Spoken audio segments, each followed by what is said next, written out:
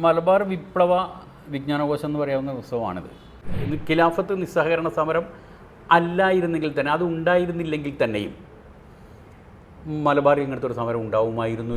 ഇസ്ലാമോഫോബിയുടെ അംശം ഉണ്ട് എന്ന് മാത്രമല്ല, ഇത് എവിടുന്ന് ഗാന്ധിജിയിലേക്ക് പകർന്നു എന്നുകൂടെ ആലോചിക്കുമ്പോഴാണ് നമ്മൾ നേരത്തെ പറഞ്ഞ ഈ പറയുന്ന മലബാറിലെ സവർണ നേതാക്കളിൽ നിന്ന്.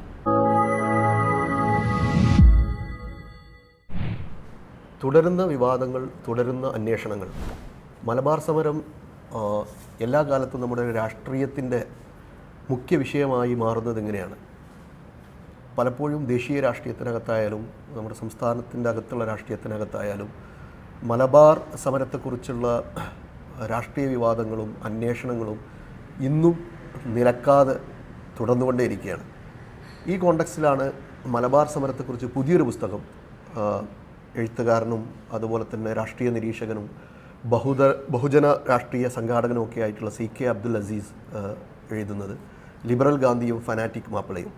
ഈ പുസ്തകത്തെക്കുറിച്ചുള്ള ഒരു ചർച്ചയാണ് ഇവിടെ നടക്കുന്നത്. ഈ പുസ്തകത്തെക്കുറിച്ച് സംസാരിക്കുന്നതിന് വേണ്ടി നമ്മുടെ കൂടെയുള്ളത് PT നാസർ, കേരളത്തിലെ സീനിയറായിട്ടുള്ള പത്രപ്രവർത്തകനാണ്. മലബാർ സമരത്തെക്കുറിച്ചും മലബാറിലെ രാഷ്ട്രീയത്തെക്കുറിച്ചും അതിൻ്റെ വർത്തമാനത്തെക്കുറിച്ചും ചരിത്രത്തെക്കുറിച്ചും ഏറെ അന്വേഷണങ്ങൾ നടത്തിയിട്ടുള്ള PT നാസർക്കെയാണ് ഈ പുസ്തകവുമായി സംവദിക്കാൻ വേണ്ടി നമ്മുടെ കൂടെ ഉള്ളത്. മലബാർ സമരം പല രീതിയിൽ ഏറെ പഠിക്കപ്പെട്ടിട്ടുണ്ട്, ഏറെ വിവാദങ്ങൾക്ക് വിധേയമായിട്ടുണ്ട്. പഠനങ്ങളിൽ തന്നെ നമുക്ക് കാണാവുന്ന ഒരു കാര്യം, മലബാർ സമരങ്ങളെക്കുറിച്ച് 3 രീതിയിലുള്ള പഠനങ്ങൾ നമുക്ക് കാണാൻ പറ്റും. ഒന്ന്, അതിൻ്റെ വസ്തുതകളെ തേടിയുള്ള പലതരത്തിലുള്ള അന്വേഷണങ്ങളാണ്.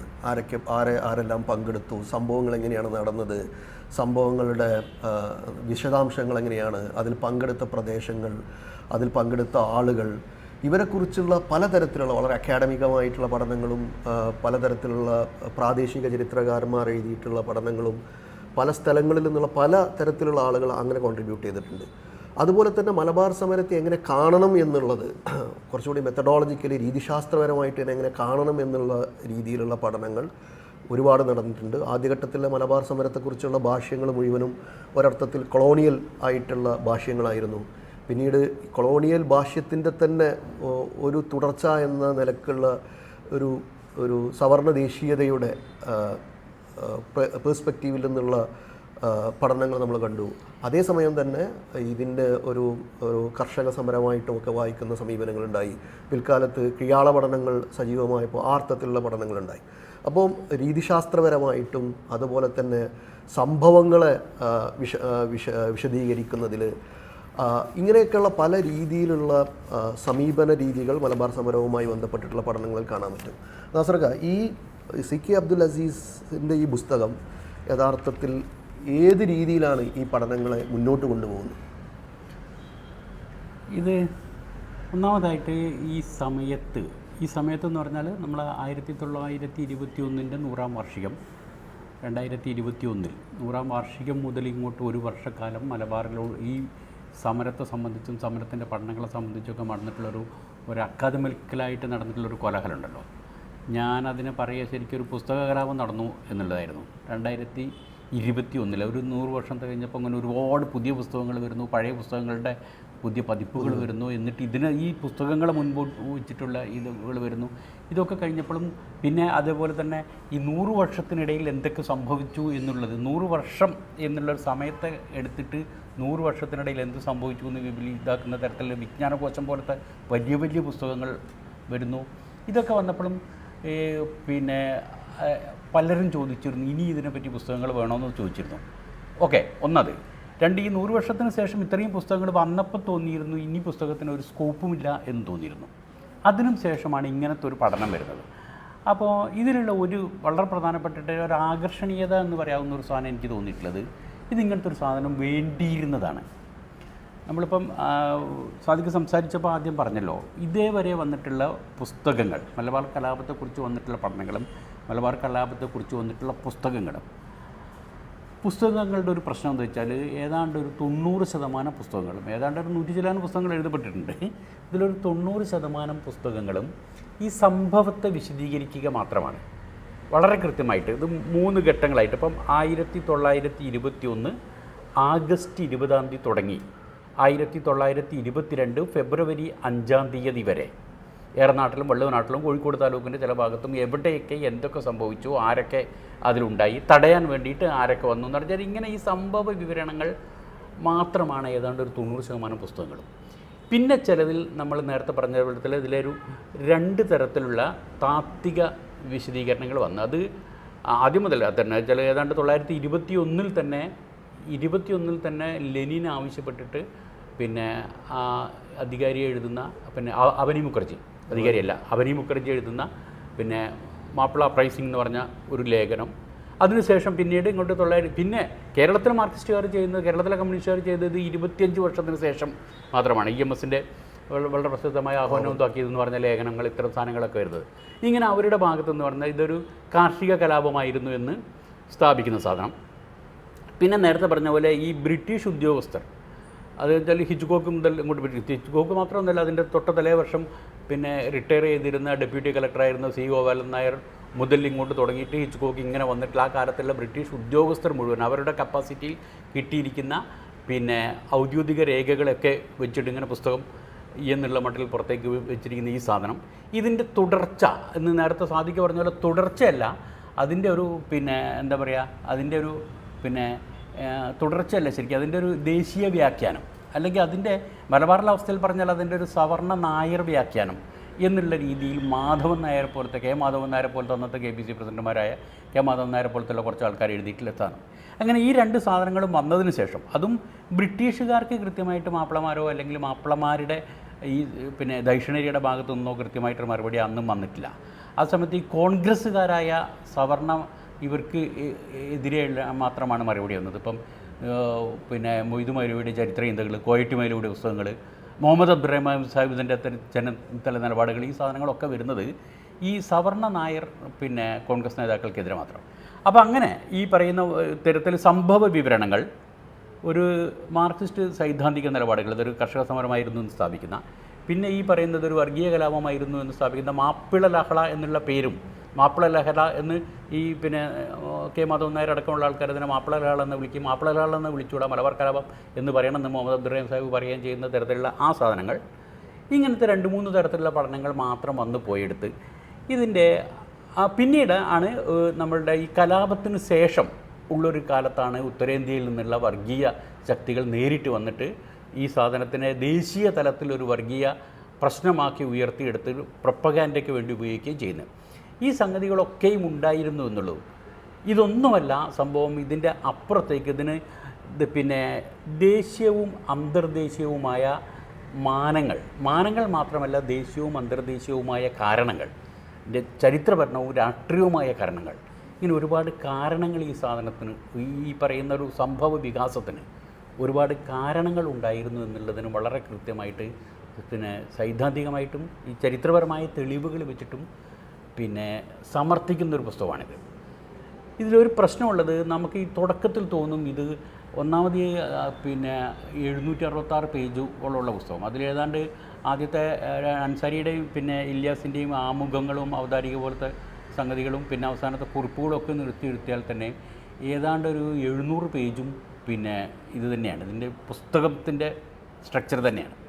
ഇതിത്ര വലുതായിട്ട് വേണ്ടിയിരുന്നോ എന്ന് തോന്നിപ്പോകും പലപ്പോഴും, ഇത്ര വലിയൊരു സംഗതി വേണ്ടിയിരുന്നു. കാരണം അതിൻ്റെ എന്താ പറയുക വെച്ചാൽ, ഒന്നാമത് ഈ സൂഫി അതേപോലെ തന്നെ ജിഹാദി സിദ്ധാന്തങ്ങൾ എന്താണ് എന്ന്, സൂഫി അതിൻ്റെ പ്രയോഗങ്ങൾ, സിദ്ധാന്തങ്ങളും പ്രയോഗങ്ങളും അത് എങ്ങനെയാണ്, അത് ഇവിടെ മാത്രമൊന്നുമല്ല, അത് ആഗോളതലത്തിൽ തന്നെ അത് എങ്ങനെയാണ്, അതിൻ്റെ ഒരു പിന്നെ സൈദ്ധാന്തിക രൂപം എങ്ങനെയാണ്, പ്രയോഗങ്ങൾ എങ്ങനെയാണ് ഇവിടേക്ക് ഉണ്ടായിരുന്നത് എന്ന്.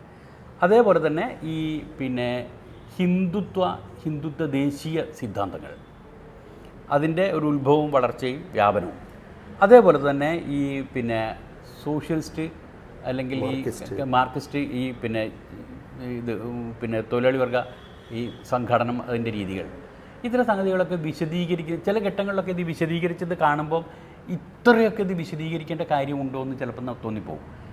പക്ഷേ ഈ സംഗതികളൊക്കെയും എങ്ങനെയാണ് ഈ പറയുന്ന 2 താലൂക്കുകളിൽ അല്ലെങ്കിൽ ഒരു 2.5 താലൂക്കുകളിൽ മാത്രമായിട്ട് ഒരു ഏതാണ്ട് ഒരു 6-7 മാസം കാലത്തിനിടയിൽ ഇതെങ്ങനെയാണ് ഇവിടെ പ്രയോഗവൽക്കരിക്കപ്പെട്ടത് എങ്ങനെയാണെന്നോ. ഇവിടുത്തെ നമ്മളീ പറയുന്ന ആലി മുസ്ലിയാർ എന്നൊക്കെ പറയുന്ന ഒരു മുസ്ലിയാരോ അല്ലെങ്കിൽ ഇപ്പുറത്തുള്ള ഒരു നാടൻ കാളവണ്ടിക്കാരനും കച്ചവടക്കാരനും എല്ലാം കൂടെ ആയിരുന്ന പിന്നെ ഈ വരികുന്നത്ത് അലി പിന്നെ വരികുന്നത്ത് കുഞ്ഞാമതാജി എന്നൊക്കെ പറഞ്ഞ ഇത്തരത്തിലുള്ള ആളുകളും ഇവരിത് എങ്ങനെയാണ് ഈ സാധനത്തിനെ പ്രയോഗത്തിൽ കൊണ്ടുവന്നത് എന്ന് വിശദീകരിക്കുന്നിടത്ത് ആ സാധനം മനസ്സിലുള്ള ഒരാൾക്ക് ഈ സംഗതി വായിച്ചു പോകുമ്പോൾ ഇത് എത്ര വലുതാണ് എന്ന് തോന്നില്ല. അത്ര വലുതാണെന്നല്ല തോന്നുക, പലപ്പോഴും ചിലയിടത്ത് വിശദീകരണങ്ങൾ കുറവാണ് എന്ന് തോന്നിപ്പോകുന്നു. ഇപ്പോൾ പ്രത്യേകിച്ച് ഈ മലബാർ സമരത്തിൻ്റെ ഇപ്പോൾ എന്താണ് മലബാർ സമരത്തെ വിളിക്കേണ്ടത് എന്നുള്ളത് അതും ഇന്ന് വലിയൊരു രാഷ്ട്രീയ വിഷയമാണ്. ഇപ്പോൾ മലബാർ സമരം എന്നാണ് ഇതിൻ്റെ ടൈറ്റിലുള്ളത്. ഇതിനകത്ത് മലബാർ ബ്രിട്ടീഷുകാർക്കെതിരെ നടന്നിട്ടുള്ള ഒന്നാമത്തെ സ്വാതന്ത്ര്യ സമരം എന്ന രീതിയിൽ ഇതിനെ അടയാളപ്പെടുത്തണമെന്ന് ഒരു ഭാഗത്ത് പറയുന്നുണ്ട്. അതുപോലെ തന്നെ മലബാറിലെ വിമോചന സമരം എന്നുള്ള ദൈവശാസ്ത്രത്താൽ പ്രചോദിതമായ ഭൗതിക കാരണങ്ങളിൽ ദൈവശാസ്ത്രം പ്രയോഗിക്കപ്പെട്ടിട്ടുള്ള ഒരു വിമോചന സമരം എന്ന നിലക്ക് മലബാർ സമരത്തെ കാണണം എന്ന് ഗ്രന്ഥകാരൻ പറഞ്ഞു വെക്കുന്നുണ്ട്. അപ്പം ഈ ഒരു നിഗമനത്തിലേക്ക് എങ്ങനെയാണ് ഈ എഴുത്തുകാരൻ എത്തുന്നത്, പ്രത്യേകിച്ചും സിക്കെ എങ്ങനെയാണ് എത്തുന്നത്? സ്വാതന്ത്ര്യ സമരം മലബാറിലെ തന്നെ ഒന്നാമത്തെ സ്വാതന്ത്ര്യ സമരം എന്നോ അല്ലെങ്കിൽ ഒരു വിമോചന സമരം എന്നോ എന്നുള്ള ഇതിലേക്ക് മലബാർ കലാപത്തെ വ്യാഖ്യാനിക്കുക. അതിന് മൂപ്പർ ചെയ്യുന്നത് എന്താ വെച്ചാൽ ഈ ഒന്നാമത് 1921 ശേഷം മാത്രമല്ല, ഇപ്പോൾ ഗാന്ധിജി 1917 കൂടിയിട്ട് പിന്നെ നിസ്സഹകരണ സമരം എന്ന് പറഞ്ഞ് രംഗത്ത് വരികയും 1919 കൂടിയിട്ട് നിസ്സഹകരണ ഖിലാഫത്ത് സമരം എന്ന് പറഞ്ഞിട്ട് ഇതിനെ കോയിൻ ചെയ്തെടുക്കുകയും എന്നിട്ട് അതിന് വേണ്ടിയിട്ട് സംഘടന നടത്തുകയും ഒക്കെ ചെയ്യുന്ന 1917, 18, 19 കൂടി മൂപ്പരായി വിജയിക്കുന്നു. 17 മൂപ്പര് തുടങ്ങുന്നു, 19 മൂപ്പര് വിജയിക്കുന്നു, 21 സമരം തുടങ്ങുന്നു, 20 സമരം തുടങ്ങുന്നു. ഇതൊക്കെ ആവുമ്പോഴും അപ്പം മാത്രമല്ല എന്ന് സ്ഥാപിക്കുന്നിടത്താണ് ഇത്. ഇപ്പോൾ പിന്നെ മലബാറിൽ മാത്രമല്ല ഇന്ത്യയിലാകമാനം തന്നെ ബ്രിട്ടീഷ് ഗവൺമെൻറ്റിൻ്റെ കാലത്ത് കർഷക ജനത, കൃത്യമായിട്ട് മണ്ണിൽ പണിയെടുക്കുന്ന കർഷക ജനത, ഈ ഇവിടുത്തെ ഭാഷയിൽ മലബാറിലെ ഭാഷയിൽ പറയുകയാണെങ്കിൽ പിന്നെ ഈ കീഴ്പ്പാട്ടക്കാർ അല്ലെങ്കിൽ കീഴ്ക്കുടിയന്മാരും പിന്നെ കർഷകരും കർഷക തൊഴിലാളിയായിട്ടുള്ള കർഷക ജനത ഇങ്ങനെ ഒരു സമരത്തിന് മുതിർന്നു വരുന്നത് മലബാറിൽ മാത്രമല്ല, ദക്ഷിണേന്ത്യയിൽ മാത്രമല്ല, ഇന്ത്യയിലാകമാനം ഇപ്പം ബംഗാളിലെയും ആസാമിലെയും ഒക്കെ പല സ്ഥലത്തെയും അനുഭവങ്ങൾ പറഞ്ഞിട്ട് ഇതിൻ്റെയൊക്കെ സംഘാടകർ ഇത്തരത്തിൽ തന്നെ കീഴേ തട്ടിലുള്ള പിന്നെ ഈ ആളുകൾ കീഴേ തട്ടിലുള്ള കർഷകരും അവർക്ക് നേതൃത്വം കൊടുത്തിരുന്നത് ഈ ചില സൂഫിമാരോ അല്ലെങ്കിൽ ചില സന്യാസികളോ ആയിരുന്നുകൊണ്ട് ഇങ്ങനത്തെ ഒരു സമരത്തിൻ്റെ പശ്ചാത്തലം ഏതാണ്ടൊരു 1857 ഒന്നാം സ്വാതന്ത്ര്യ സമരം അവസാനിച്ച് ഏറെ കഴിയുന്നതിന് മുമ്പ് തന്നെ ഇന്ത്യയിൽ പല സ്ഥലത്തും ഇത്തരം സമരം തുടങ്ങിയിട്ടുണ്ട്. അതിൻ്റെ ഒരു തുടർച്ച മാത്രമാണ് ഇവിടെ ഉണ്ടായതെന്നും ഇതിപ്പോൾ ഈ പറയുന്ന ഗാന്ധി അത് ഒരു അവസാന കാലത്ത് ഇതിൻ്റെ ഒരു അവസാനിക്കുന്നതോട് കൂടിയിട്ട് മനസ്സിലാവും. എന്താ വെച്ചാൽ ഈ ഗാന്ധി പറയുന്ന അല്ലെങ്കിൽ ഗാന്ധി കഷ്ടപ്പെട്ടിട്ട് മൂപ്പര് മുമ്പോട്ട് വെച്ചു എന്ന് പറയുന്ന ഈ നിസ്സഹകരണ പിന്നെ ഇത് എന്താണ് പിന്നെ ഖിലാഫത്ത് നിസ്സഹകരണ സമരം അല്ലായിരുന്നെങ്കിൽ തന്നെ, അത് ഉണ്ടായിരുന്നില്ലെങ്കിൽ തന്നെയും മലബാറിൽ ഇങ്ങനത്തെ ഒരു സമരം ഉണ്ടാവുമായിരുന്നു എന്നത് വായിച്ച് തീരുന്നതോടുകൂടി ബോധ്യപ്പെടും. കാരണം എന്താ വെച്ചാൽ കർഷക ജനതയ്ക്ക് പിന്നെ ശക്തിയില്ല, കർഷക ജനതയ്ക്ക് ശക്തിയും അതേപോലെ തന്നെ അവർക്ക് അവരുടെ പ്രശ്നങ്ങൾ ഉണ്ടാവുകയും ആ പ്രശ്നങ്ങൾ അവർക്ക് ബോധ്യപ്പെടുകയും ആ പ്രശ്നങ്ങളെ മറികടക്കാൻ അവർക്ക് ശക്തിയുള്ള സ്ഥലങ്ങളിൽ ഇന്ത്യയിലെ പല സ്ഥലങ്ങളും ഇപ്പോൾ പഞ്ചാബിലാണെങ്കിലും ബംഗാളിലാണെങ്കിലും ആസാമിലാണെങ്കിലും പിന്നെ എന്താണ് പറയുക അന്ന് യുണൈറ്റഡ് പ്രൊവിൻസസ് എന്ന് പറയുന്ന യുപിയിലാണെങ്കിലും പല സ്ഥലങ്ങളിലും ഇത്തരം സമരങ്ങൾ ഇതിൻ്റെ ഇടയ്ക്ക് നടന്നു കഴിഞ്ഞിട്ടുണ്ട്. ഇതിൻ്റെ പ്രശ്നം എന്താ വെച്ചാൽ ആ സമരങ്ങളൊന്നും ദേശീയ തലത്തിൽ ഇങ്ങനെ ഒരു പ്രൊപ്പഗാൻഡയ്ക്ക് വേണ്ടിയിട്ടോ അല്ലെങ്കിൽ വേറെ എന്തോ ആവശ്യത്തിന് വേണ്ടിയിട്ടോ ഇത്തരത്തിൽ ഉയർത്തിക്കാട്ടപ്പെടുകയോ ഉപയോഗിക്കപ്പെടുകയോ ചെയ്തില്ല.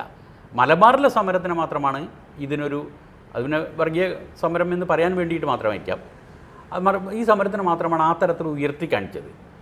അങ്ങനത്തെ ഒരു പിന്നെ വായന കൂടി ഈ സ്ഥാനത്തിൽ സാധ്യമാണ്. ഇതൊന്നുമില്ലെങ്കിലും ഇപ്പം ഗാന്ധിജിയും ഈ പറയുന്ന ഖിലാഫത്ത് കമ്മിറ്റിയും അല്ലെങ്കിൽ ഖിലാഫത്ത് നിസ്സഹകരണ സമരവും ഇല്ലെങ്കിലും ഈ കാലഘട്ടത്തിൽ നടന്ന പല സമരങ്ങളുണ്ട്. ഈ പുസ്തകത്തിൽ മാത്രമല്ല, ഇപ്പം പിന്നെ ഇത്തരം ചില സമരങ്ങളുടെ മാത്രമല്ല പിന്നെ ഒരുപാട് പുസ്തകങ്ങൾ ഇതിനു മുമ്പ് തന്നെ വന്നിട്ടുണ്ട് പലതരത്തിലും. അത് പലപ്പോഴും കമ്മ്യൂണിസ്റ്റുകാരുടെ ഈ പീപ്പിൾസ് പബ്ലിക്കേഷൻസ് ഇങ്ങനത്തെ സാധനങ്ങളാണ് പലപ്പോഴും ഒരു വന്നിട്ടുള്ളത്.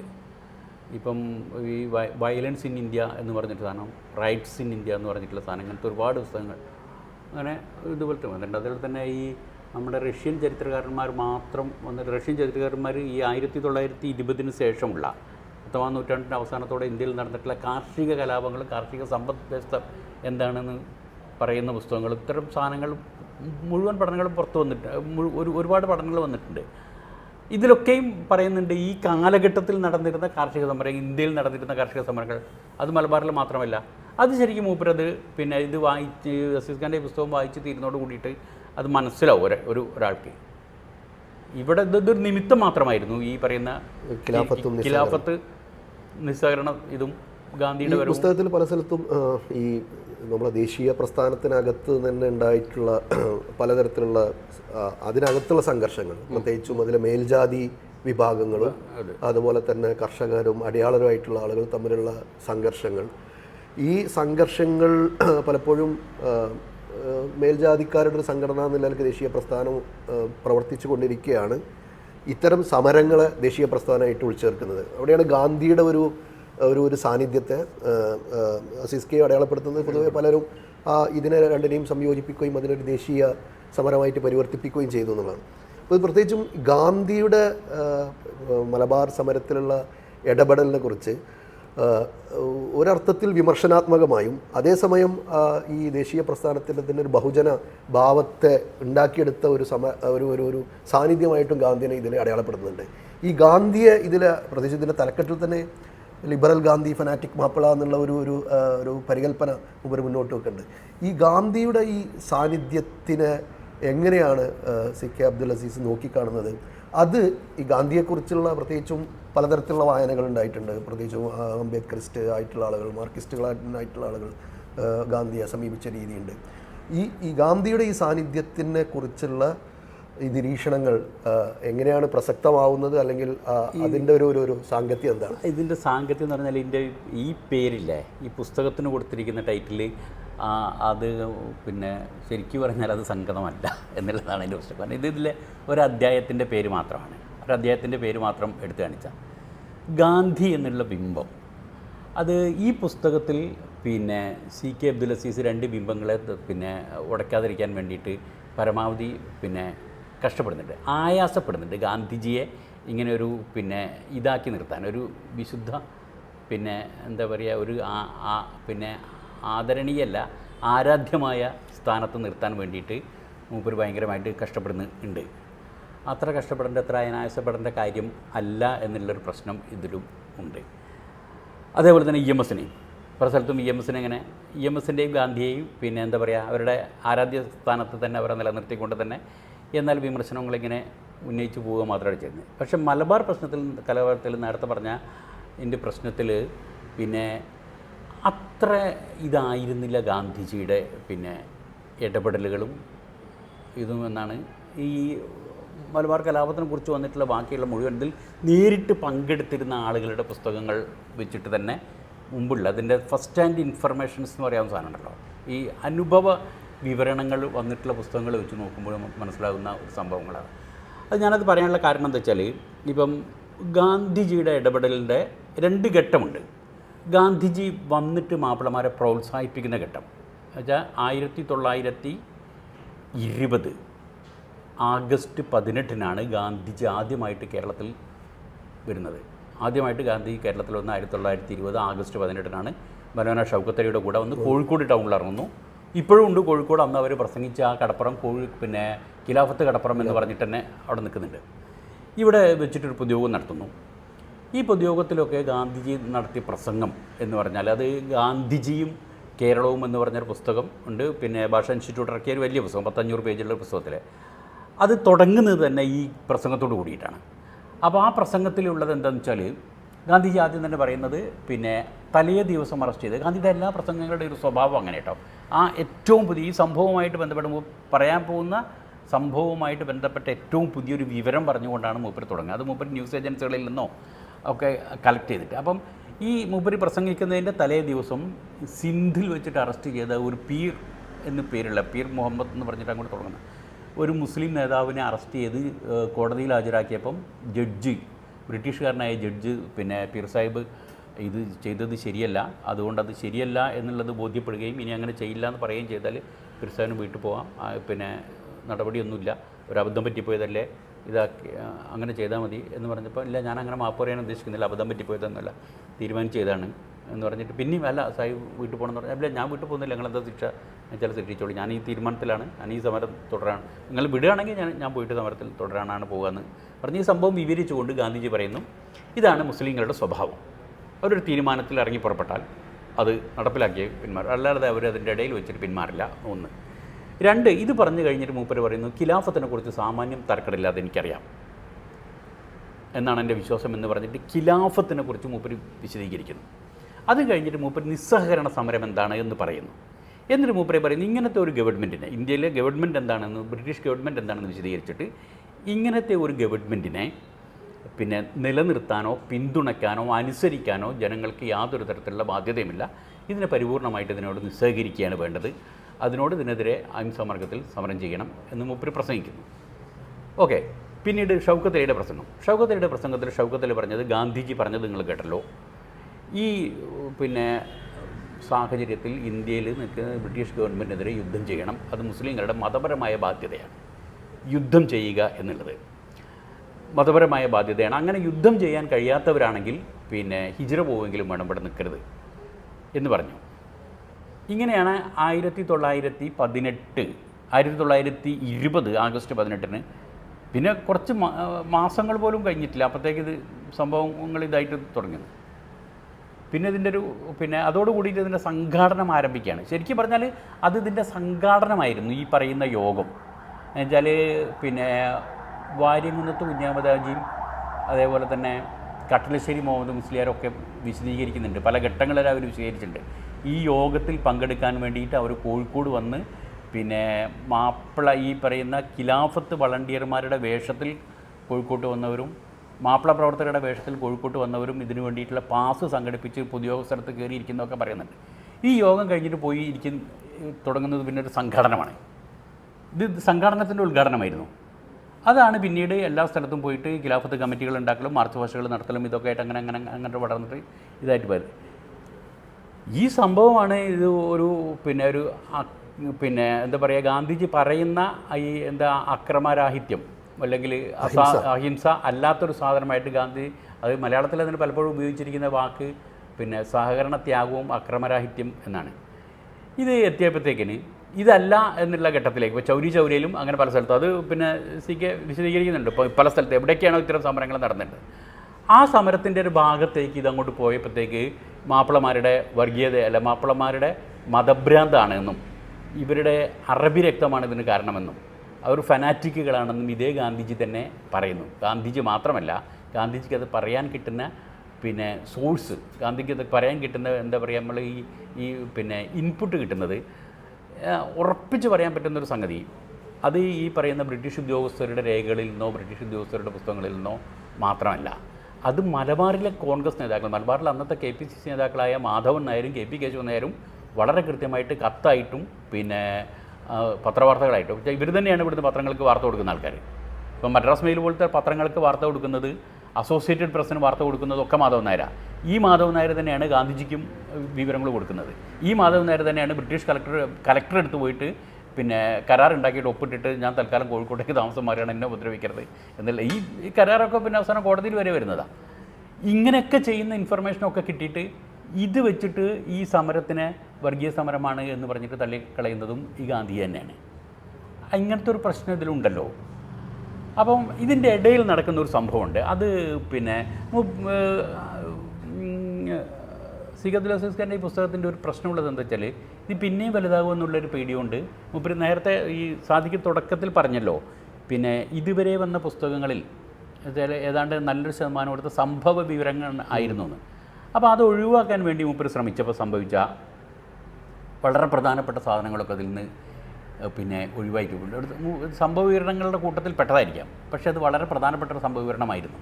ഉദാഹരണത്തിന് ഈ പറയുന്ന 1920 ആഗസ്റ്റ് 18 ഗാന്ധിജിയുടെയും ഷൗക്കത്ത് അലിയുടെയും പൊതുയോഗം നടന്ന അന്ന് വൈകുന്നേരം നടന്നൊരു സംഭവം MP നാരായണ മേനോൻ്റെ പുസ്തകത്തിൽ വിശദീകരിക്കുന്നുണ്ട്. ഇപ്പം ഷൗക്കത്ത് അലിയുടെ പ്രസംഗം കൂടെ കഴിഞ്ഞ ശേഷം മുഹമ്മദ് അബ്ദുറഹ്മാൻ അന്ന് വളരെ ചെറുപ്പക്കാരനാണ്, പിന്നെ ഇവരുടെ ആഹ്വാനം കേട്ടിട്ട് കോളേജ് വിദ്യാഭ്യാസം നിർത്തി വന്നതാണ്. പിന്നെ നിസ്സഹകരണം ആഹ്വാനം കേട്ടിട്ട് കോളേജ് വിദ്യാഭ്യാസം ഉപേക്ഷിച്ച് വന്ന് മുഹമ്മദ് അബ്ദുറഹ്മാൻ അപ്പം തന്നെ വന്നിട്ട് എന്നോട് പറഞ്ഞു, പിന്നെ ഇത് അപകടമാണ്, ഗാന്ധിജീനെ ഇരുത്തിയിട്ട് ഷൗക്കത്ത് അലി ഇങ്ങനെ പ്രസംഗിച്ചാൽ മാപ്പിളമാരത് പിന്നെ തെറ്റിദ്ധരിക്കും. അതുകൊണ്ട് ഇത് ഗാന്ധിജിയുടെ അടുത്ത് ഇവരുടെ അടുത്ത് പോയിട്ട് ഇപ്പം തന്നെ പറയണമെന്ന് പറഞ്ഞ് അങ്ങനെ ഇവർ രണ്ടാളും കൂടെ ഗാന്ധിജി താമസിക്കുന്ന സ്ഥലത്ത് പോയി. ഗാന്ധിജി താമസിക്കുന്ന സ്ഥലത്ത് അപ്പോൾ ചെന്നപ്പോൾ ഗാന്ധിജി ഉണ്ട്, രാജഗോപാലാചാരി ഉണ്ട്, കെ മാധവൻ നായരും കെ പി കേശവമേനോനും ഉണ്ട്. അപ്പോൾ അവരോട് പിന്നെ ഈ MP നാരായണ മേനോൻ പറഞ്ഞു, ഇതിൻ്റെ പ്രശ്നം എന്താ വെച്ചാൽ ഈ മലബാറിലെ മാപ്പിളമാർ ഈ പിന്നെ എന്താ പറയുക പിന്നെ ഈ നിരക്ഷരരാണെന്ന് പറയാം, അല്ലെങ്കിൽ വിദ്യാഭ്യാസം ഇല്ലാത്തവരോ ആണ് എന്ന് പറഞ്ഞാൽ അവർ വിവരമില്ലാത്തവരല്ല, അവർ ആത്മാർത്ഥതയും ഇതും ഉള്ളവരാണ്, നേതാക്കളെ അനുസരിക്കുന്നവരാണ്, ആത്മാർത്ഥതയും സത്യസന്ധതയും ഉള്ളവരാണ്, നേതാക്കളെ അനുസരിക്കുന്നവരാണ്, നേരെ പോന്നും ചിന്തിക്കുന്നവരാണ്. അതുകൊണ്ടുള്ളൊരു പ്രശ്നം എന്താ വെച്ചാൽ മഹാത്മാഗാന്ധിജിയെ സ്റ്റേജിലിരുത്തിയിട്ട് മൗലാന ഷൗക്കത്ത് അലി ഗവൺമെൻറ്റിനെതിരെ യുദ്ധം ചെയ്യണം, അത് മുസ്ലിങ്ങളുടെ ബാധ്യതയാണ്, യുദ്ധം ചെയ്യാൻ പറ്റാത്തവർ ഹിജ്റ പോകണം എന്ന് പ്രസംഗിച്ചാൽ സംഭവിക്കുക ഇവർ നേരെ പോയിട്ട് വാളും തോക്കും ഉണ്ടാക്കും, ഇവർ യുദ്ധം ചെയ്യും. ഷൗക്കത്ത് അലിയെ പോലെ ഒരു നേതാവ് യുദ്ധം ചെയ്യണമെന്ന് പറഞ്ഞാൽ ഗാന്ധിജിയെ പോലെ ഒരാൾ അതിരുന്നിട്ട് എൻഡോസ് ചെയ്താൽ അവരത് ചെയ്യും. അതുകൊണ്ട് നിങ്ങൾ ഇങ്ങനെ മാപ്പിളമാരെ ഇതിലേക്ക് ഇറക്കരുത്, ഇതല്ല ചെയ്യേണ്ടത്. ഇവരെ ശരിക്കും രാഷ്ട്രീയ വിദ്യാഭ്യാസം നൽകിയിട്ട് എന്താണ് ഗാന്ധിജി പറയുന്ന സഹകരണത്യാഗമെന്നും എന്താണ് അഹിംസ എന്നും ഇവരെ പഠിപ്പിച്ചതിന് ശേഷമേ ഇവരെ സമരത്തിലേക്ക് ഇറക്കാവൂ, മലബാറിലെ മാപ്പിളമാരെ സമരത്തിലേക്ക് ഇറക്കാവൂ എന്ന് ഇവർ പറയുന്നുണ്ട്. അപ്പം MP നാരായണ മേനോൻ പിന്നെ പറയുന്നത് വെച്ചാൽ ഈ പറയുന്ന മുതിർന്ന നേതാക്കൾ അപ്പം തന്നെ നമ്മളെ വി ആർ വോട്ടഡ് ഔട്ട് എന്നാണ് മൂപ്പര് പറയുന്നത്, എണ്ണം കൊണ്ട് ഞങ്ങൾ തള്ളിപ്പോയി. പിന്നെ മുതിർന്ന നേതാക്കൾ പറഞ്ഞ് ഇങ്ങനെയൊന്നുമല്ല, ഈ ചെറുപ്പക്കാർ പറയും പോലെ ഒന്നുമില്ല കാര്യം, ഈ ചെറുപ്പക്കാരൻ പറയുന്ന പോലെ ഒന്നല്ല എന്നാണ് മൂപ്പര് പറഞ്ഞത്, മറ്റേ മുഹമ്മദ് റഹ്മാനാജാക്കിയിട്ട്. എന്നിട്ട് അന്ന് അപ്പം KP കേശവമേനോൻ അവിടെ പറയുന്നൊരു സാധനം ഉള്ളതെന്ന് വെച്ചാൽ ഇങ്ങനെയൊന്നും അല്ല, പിന്നെ ഒന്നാമത് മാപ്പിളമാരെ നമ്മൾ സമീപിക്കുന്നില്ലല്ലോ നേരിട്ട്, നമ്മൾ മലബാറിൽ നമ്മൾ ചെയ്യുന്നത് തങ്ങന്മാരെയും മൂല്യന്മാരെയാണ് നമ്മൾ സമീപിക്കൽ, തങ്ങന്മാരെയും മൂല്യന്മാരെയാണ് നമ്മൾ പിന്നെ കാര്യങ്ങൾ ഏൽപ്പിക്കുന്നത്, തങ്ങന്മാരും മൂല്യന്മാരുമാണ് ഇവരെ നയിക്കുന്നത്. എപ്പോഴും മലബാറിൽ അങ്ങനെ തന്നെ കേട്ടോ, തങ്ങന്മാരും മൂല്യന്മാരുമാണ് പിന്നെ മുസ്ലിങ്ങളുടെ രാഷ്ട്രീയം തീരുമാനിക്കേണ്ടത് എന്നുള്ളൊരവസ്ഥ, മാപ്പിളമാരുടെ രാഷ്ട്രീയം തീരുമാനിക്കേണ്ടത് എന്നുള്ളൊരവസ്ഥ ഇപ്പോഴും മാറിയിട്ടില്ലല്ലോ. അപ്പം ഈ തങ്ങന്മാരും മൂല്യന്മാരും നമ്മൾ നോക്കിയാൽ മതി, അവർ മാപ്പിളമാരെ നോക്കിക്കോളും, നമ്മൾ മാപ്പിളമാരെ നമ്മൾ നേരിട്ടൊരു ഇടപാടും വേണ്ട എന്നിവർ പറഞ്ഞു. അവിടെയാണ് MP നാരായണ മേനോൻ പറഞ്ഞത് വി ആർ വോട്ടഡ് ഔട്ട്. അങ്ങനെയാണ് ഈ സംഗതികൾ തുടങ്ങുന്നത്. എന്നിട്ട് ഈ പുസ്തകം തന്നെ അവസാനിക്കുന്നിടത്ത് രണ്ട് സംഭവം പിന്നെ CK പറയുന്നുണ്ട്. ഒന്ന്, ഇത് ഇങ്ങനെ വർഗീയമായി തിരിഞ്ഞു എന്നുള്ളൊരു സാധനം. രണ്ട്, MP രാജഗോപാലാചാരി തന്നെ പിന്നെ മദ്രാസി അസംബ്ലിയിലും പുറത്തുമൊക്കെ രാജഗോപാലാചാരി തന്നെ പറഞ്ഞു മാപ്പിളമാരെ രംഗത്തിറക്കിയാൽ അത് അപകടമായിരിക്കും, ആപൽക്കരമായിരിക്കുമെന്ന് രാജഗോപാലാചാരി പറഞ്ഞു. ഈ രാജഗോപാലാചാരി നിൽക്കുമ്പോൾ തന്നെയാണല്ലോ ഇവർ പറയുന്നത് ഇത് ആപൽക്കരമായിരിക്കുന്നത്. ഈ സമയത്ത് ഈ രാഷ്ട്രീയ വിദ്യാഭ്യാസം എന്നുള്ളൊരു സംഗതിക്ക് ഇവർ ഒട്ടും ഇത് കൊടുത്തില്ല, പിന്നെ ഈ എന്താ പറയുക ഒട്ടും പിന്നെ പ്രാധാന്യം കൊടുത്തില്ല. അതിൻ്റെ ഒരു ആവശ്യം ഗാന്ധിജിയുടെ കൂടെ നിൽക്കുന്ന ആൾക്കാരോ ഇവർ മനസ്സിലാക്കില്ല. ഇവരുദ്ദേശിച്ചത് ഗാന്ധിജി ഇങ്ങനെ മുമ്പിൽ നടക്കുന്നു, പിന്നാലെ ഇങ്ങനെ പോകുന്ന ആൾക്കൂട്ടം മുദ്രാവാക്യം വിളിക്കാൻ പറയുമ്പോൾ നിർത്തുന്നു, സമരം നിർത്താൻ പറയുമ്പോൾ നിർത്തുന്നു, തുടങ്ങാൻ പറയുമ്പോൾ തുടങ്ങുന്നു, അങ്ങനെ പോവും എന്ന് കരുതി. അതുകൊണ്ട് സംഭവിച്ച ഒരു അബദ്ധമാണ് ഇതൊന്നും ലീഡർഷിപ്പിൻ്റെ പരാജയം. ലീഡർഷിപ്പ് എന്ന് പറഞ്ഞാൽ ഗാന്ധിജി അടക്കമുള്ള അല്ലെങ്കിൽ ഷൗക്കത്ത് അലി അടക്കമുള്ള ഈ ഖിലാഫത്ത് കമ്മിറ്റി, കോൺഗ്രസ് കമ്മിറ്റി എന്ന് പറയുന്ന രണ്ട് ദേശീയ പ്രസ്ഥാനത്തിൻ്റെ ലീഡർഷിപ്പിൻ്റെ, അത് ഇവിടെ പ്രാദേശിക നേതൃത്വമാണെങ്കിലും അത് മലബാറിലെ താലൂക്ക് കമ്മിറ്റിയുടെ ആണെങ്കിലും ശരി, അല്ലെങ്കിൽ KPCCയുടെ ആണെങ്കിലും ശരി, ICCയുടെ ആണെങ്കിലും ശരി, ഈ ലീഡർഷിപ്പിൻ്റെ പരാജയം കൂടി ഈ സമരത്തിനെ ഈ താലൂക്കുകളിൽ മാത്രം ഈ സമരത്തിനെ നിയന്ത്രിച്ചിരുത്താൻ അവർക്ക് എന്തുകൊണ്ട് പറ്റിയില്ല എന്നുള്ളൊരു സാധനം ഉണ്ടല്ലോ, അതിലേക്ക് എത്തിയില്ല. അത് വെച്ചാൽ അത് വിശദീകരിക്കേണ്ട കാര്യമില്ല, അണ്ടർസ്റ്റുഡ് ആണെന്ന് മൂപ്പര് മനസ്സിലായിപ്പോയി. ഈ കലാപത്തിൽ നടന്നിട്ടുള്ള ഈ വയലൻസിനെ കുറിച്ച് പറയുമ്പോൾ ഇപ്പോൾ മലബാറിലെ ഈ കാർഷിക സംഘാടനങ്ങൾ, അതുപോലെ തന്നെ മുസ്ലിം മാപ്പിള കുടിയാന്മാരുടെ സംഘാടനങ്ങളിൽ പലതരം ഘട്ടങ്ങളെക്കുറിച്ച് അതിൽ പറയുന്നുണ്ട്. പ്രത്യേകിച്ചും പറയുന്നില്ല എന്നാണ് എൻ്റെ വിമർശനം ഈ പുസ്തകത്തിനെ കുറിച്ചിട്ടോ. ഈ ഇപ്പോൾ ആദ്യഘട്ടത്തിൽ നടന്നിട്ടുള്ള ഈ കുടിയാന്മാരുടെ സങ്കട ഹർജികൾ പറയുന്നത്, അതുപോലെ തന്നെ ചില വില്ലേജുകളിലോ ചില പഞ്ചായത്തുകളിലെങ്കിലും ജന്മിമാരുടെ ഇത് ബഹിഷ്കരിക്കുന്നത് അടക്കമുള്ള സമ്മർദ്ദ തന്ത്രങ്ങൾ പ്രയോഗിക്കുന്ന ഒരു രീതിശാസ്ത്രം ഉണ്ടായിരുന്നു. ഈ രീതിശാസ്ത്രം മറികടന്നുകൊണ്ടൊരു ഒരു യുദ്ധം എന്നുള്ളൊരു സ്റ്റേജിലേക്ക് പോകുന്നൊരു ഘട്ടം എങ്ങനെയാണ് ശരിക്കും ഇതിൽ ആ സംഭവം ഇതിൽ ശരിക്കും ഈ പുസ്തകത്തിൽ മിസ്സായ ഒരു ഭാഗമാണ്. എങ്ങനെ പോയി എന്നുള്ളതിൻ്റെ ഒരു കാരണം കാരണം എന്താ വെച്ചാൽ അത് ഞാൻ പറയാനുള്ള കാരണം എന്താ വെച്ചാൽ 1910 കൂടിയിട്ട് മലബാറിൽ കോൺഗ്രസ് കമ്മിറ്റി രൂപീകരിക്കുന്നു. 14 കൂടി ഇതിൻ്റെ പ്രവർത്തനങ്ങൾ സജീവമായി തുടങ്ങുന്നു. ഈ 14 കൂടിയുള്ള പ്രവർത്തനങ്ങൾ എന്ന് പറഞ്ഞാൽ കാര്യമായിട്ടും കൊല്ലത്തിലൊരു വാർഷിക സമ്മേളനമാണ്, പൊളിറ്റിക്കൽ കോൺഫറൻസ് എന്ന് പറഞ്ഞത്, മലബാർ രാഷ്ട്രീയ സമ്മേളനം എന്ന് പറഞ്ഞിട്ടുള്ള സാധനം. അത് 14 മുതൽ 14, 15, 16, 17, 18, 19 വരെയാണ് അത് കാര്യമായിട്ട് നടന്നത്. ഇതിൽ ഇവിടെ ഒരു അതിഭയങ്കരമായ ഒരു മിസ്സിങ് ഈ പുസ്തകത്തിൽ വന്നിട്ട്, ഈ വിശദീകരണം ഒഴിവാക്കുക എന്നുള്ളതിൽ മൂപ്പര് ഇവിടെ നടന്ന സംഭവ വിവരണം ഒഴിവാക്കുക എന്നുള്ളൊരു ലൈൻ പിടിച്ചപ്പം പറ്റിപ്പോയതാന്ന് തോന്നുന്നുണ്ട്. അതെന്താ വെച്ചാൽ 1914 മുതൽ 19 വരെ നടന്ന സമ്മേളനങ്ങളെന്ന് പറഞ്ഞാൽ അതിൻ്റെ ഒരു വർഗ സ്വഭാവം ഈ കേരളവും കോൺഗ്രസും എന്നുള്ള പുസ്തകത്തിൽ ബാരിസ്റ്റർ എ കെ പിള്ളയൊക്കെ ശരിക്കും വളരെ കൃത്യമായിട്ട് വിശദീകരിക്കുന്നുണ്ട്. ഇത്രയും കാലം നടന്ന സമ്മേളനങ്ങളിൽ പങ്കെടുത്തിരുന്ന ആൾക്കാരും സാധാരണക്കാർ ആരും അതിലുണ്ടായിരുന്നില്ല. അതിലൊന്നു കിടന്നത് നാട്ടുരാജാക്കന്മാർ. അതുമല്ല, സമ്മേളനങ്ങളുടെ വേദി തീരുമാനിച്ചിരുന്നത്, അടുത്ത സമ്മേളനം എവിടെ നടക്കണം തീരുമാനിച്ചിരുന്നത് അതായത് പ്രദേശത്ത് നാട്ടുരാജാക്കന്മാരായിരുന്നു. ഇവർ സ്വാഗത സംഘം ഉണ്ടാക്കി വിളിക്കുമ്പോഴാണ്, ഇത് ചേർന്നിരുന്ന സ്ഥലങ്ങൾ മുഴുവൻ അങ്ങനെ തന്നെയാണ്. പാലക്കാട് രാജാവ് വിളിക്കുമ്പോഴാണ് പോവുക. മഞ്ചേരിയിലോ മലപ്പുറത്തോ സംഭവം നടക്കുക, നിലമ്പൂർ രാജാവോ അല്ലെങ്കിൽ ആയിരനായ കോലത്തെ തമ്പുരാനെ വിളിക്കുമ്പോഴാണ് അങ്ങോട്ട് പോവുക. കോഴിക്കോട് നടക്കുക സാമൂതിരി വിളിക്കുമ്പോഴാണ്, വടകര നടക്കുക കടത്തനാട് രാജാവ് വിളിക്കുമ്പോഴാണ്, തലശ്ശേരി നടക്കുക ഈ ചെറുക്കൽ രാജാവും അറക്കൽ രാജാവും കൂടെ വിളിക്കുമ്പോഴാണ്. അങ്ങനെയാണ് ഈ സമ്മേളനങ്ങൾ നടന്നത്. പിന്നെ ഇതിൽ പങ്കെടുത്ത ആളുകൾ ഈ നാട്ടുരാജാക്കന്മാർ, ജന്മിമാർ, അല്ലെങ്കിൽ ഈ പറയുന്ന സവർണ സമ്പന്ന സമൂഹത്തിൽ നിന്ന് വന്നിട്ട് അധ്യാപകരോ അഭിഭാഷകരോ ആയി വന്നിട്ടുള്ള പ്രൊഫഷണൽസ്. ഇതല്ലാതെ ആളുകൾ, സാധാരണ ജനങ്ങളെന്ന് പറഞ്ഞ കക്ഷികൾ ഇതിൽ വന്നിട്ടില്ല. ഇവർക്ക് കോൺഗ്രസ് സംഘടനത്തിലോ കോൺഗ്രസ് സംഘടനയിലോ ഇവർക്ക് യാതൊരു ബന്ധവും ഉണ്ടായിരുന്നില്ല. അതുണ്ടായി വരുന്നത് 1919 കൂടി MP നാരായണ മേനോൻ പെരിന്തൽമണ്ണ കേന്ദ്രീകരിച്ചിട്ട് അഡ്വക്കേറ്റായിട്ട് പ്രാക്ടീസ് ചെയ്ത് തുടങ്ങുകയും, അപ്പോൾ ഈ കർഷക പ്രശ്നങ്ങളുമായിട്ട് മൂപ്പരെടുത്ത് സമീപിക്കുകയും ചെയ്തോടു കൂടിയിട്ടാണ് ഈ കർഷകർക്ക് അനുകൂല ഒരു കേസും കർഷകരുടെ ഭാഗത്ത് നിന്ന് കോടതിയിൽ പോയിട്ട് യാതൊരു കാര്യവുമില്ല. കാരണം നിയമങ്ങൾ മുഴുവനും ജന്മിമാർക്ക് അനുകൂലമാണ്, കർഷക അനുകൂല നിയമങ്ങൾ ഉണ്ടായിട്ടില്ല. അതുകൊണ്ട് കുടിയാൻ ബില്ല് മദ്രാസ് നിയമസഭയിൽ കുടിയാൻ ബില്ല് നിയമമായി കഴിഞ്ഞാൽ മാത്രമേ കോടതിയിൽ പോയിട്ട് കാര്യമുള്ളൂ എന്ന് പറഞ്ഞിട്ടാണ് കുടിയാൻ ബില്ല് ഉണ്ടാക്കണം എന്നുള്ള ഈ ജനകീയ ആവശ്യം ഉയർത്തിക്കൊണ്ടുവരാൻ വേണ്ടിയിട്ട്, അതിൻ്റെ രാഷ്ട്രീയപരമായ ഇത് ഉയർത്തിക്കൊണ്ടുവരാൻ വേണ്ടിയിട്ട് ആദ്യം മലബാർ സങ്കട നിവാരണ സംഘം കുടിയാൻ സങ്കട നിവാരണ സംഘം എന്ന് പറഞ്ഞ കമ്മിറ്റി, ഈ ഒരു കുടിയാൻ പ്രസ്ഥാനം ആദ്യമായിട്ട് ഉണ്ടാക്കുന്നത് പെരിന്തൽമണ്ണ കേന്ദ്രീകരിച്ചിട്ട്. MP നാരായണ മേനോൻ പ്രസിഡൻറ്റും കട്ടശ്ശേരി മുഹമ്മദ് മുസ്ലിം സെക്രട്ടറി. ഈ സംഘടന ചെയ്ത 2 പ്രധാനപ്പെട്ട കാര്യങ്ങളുണ്ട്. ഒന്ന്, മുഴുവൻ കുടിയാന്മാർക്കും ഇതിൽ മെമ്പർഷിപ്പ് കൊടുക്കുക എന്ന് മാത്രമല്ല, കുറച്ച് മാസങ്ങൾ കഴിഞ്ഞോടുകൂടി ഇതിൽ മെമ്പർഷിപ്പ് കൊടുക്കുന്നതോടുകൂടി ഇവർ കോൺഗ്രസിൽ മെമ്പർഷിപ്പും കൊടുക്കുന്നു. ഈ കുടിയാന്മാരെ മുഴുവൻ ഇവർ കോൺഗ്രസ്സുകാരാക്കുന്നു, കോൺഗ്രസ് മെമ്പർഷിപ്പ് കൊടുക്കും. 2, ഈ പറയുന്ന ഏറനാട് വള്ളുവനാട് ഇങ്ങനെ തുടങ്ങിയിട്ട് മലബാറിലാകമാനം പഞ്ചായത്തുകൾ തോറും ഓഫീസ് തുടങ്ങിയിട്ടൊരു സംഘടനാ പ്രവർത്തനം ആദ്യമായിട്ട് തുടങ്ങുന്നത് കുടിയാൻ സങ്കട നിവാരണ സംഘമാണ്.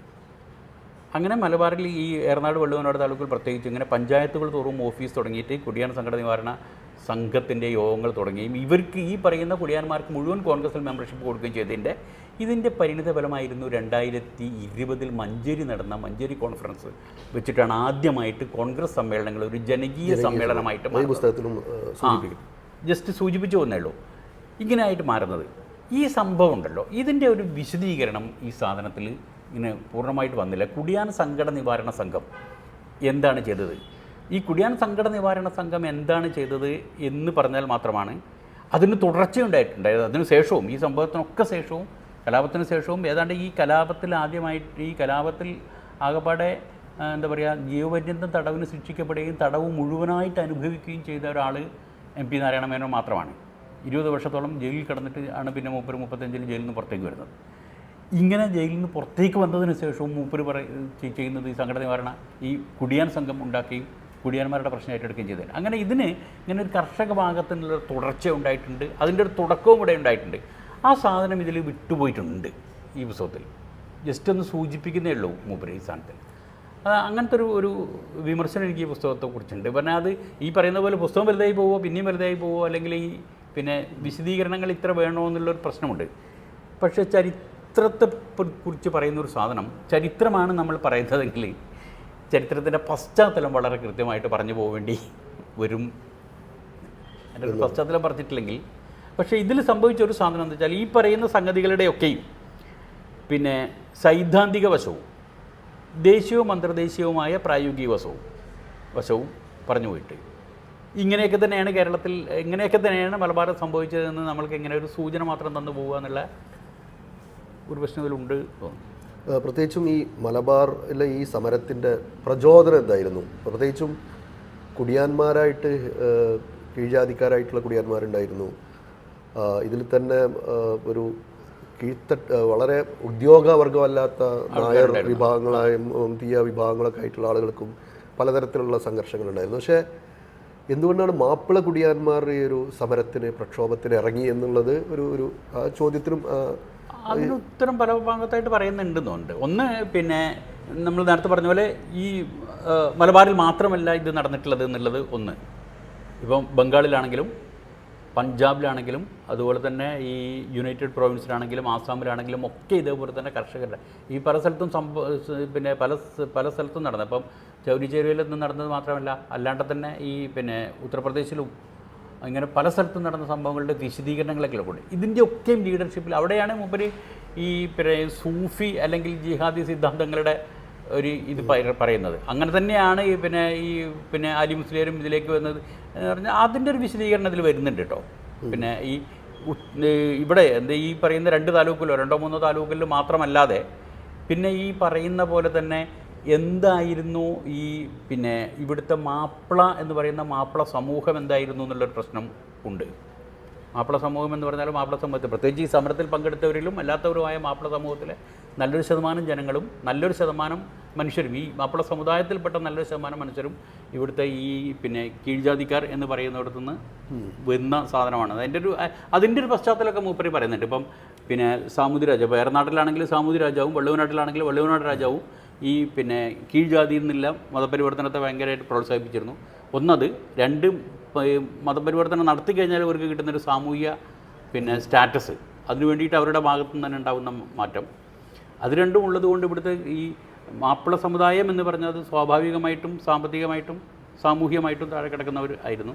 ഇവർ തന്നെയാണ് ഇന്ത്യയിലെ എല്ലാ ഭാഗത്തും ഈ കാലഘട്ടത്തിൽ സമരം നടത്തിയിട്ടുള്ളത്. അങ്ങനത്തെ ഒരു സമരം തന്നെ ഇന്ത്യയിലെ എല്ലാ ഭാഗത്തും നടന്നിട്ടുള്ള അങ്ങനത്തെ ഒരു കർഷക സമരം തന്നെയാണ് ഇവിടെ നടന്നിട്ടുള്ളതെന്ന് പറയുന്നത്.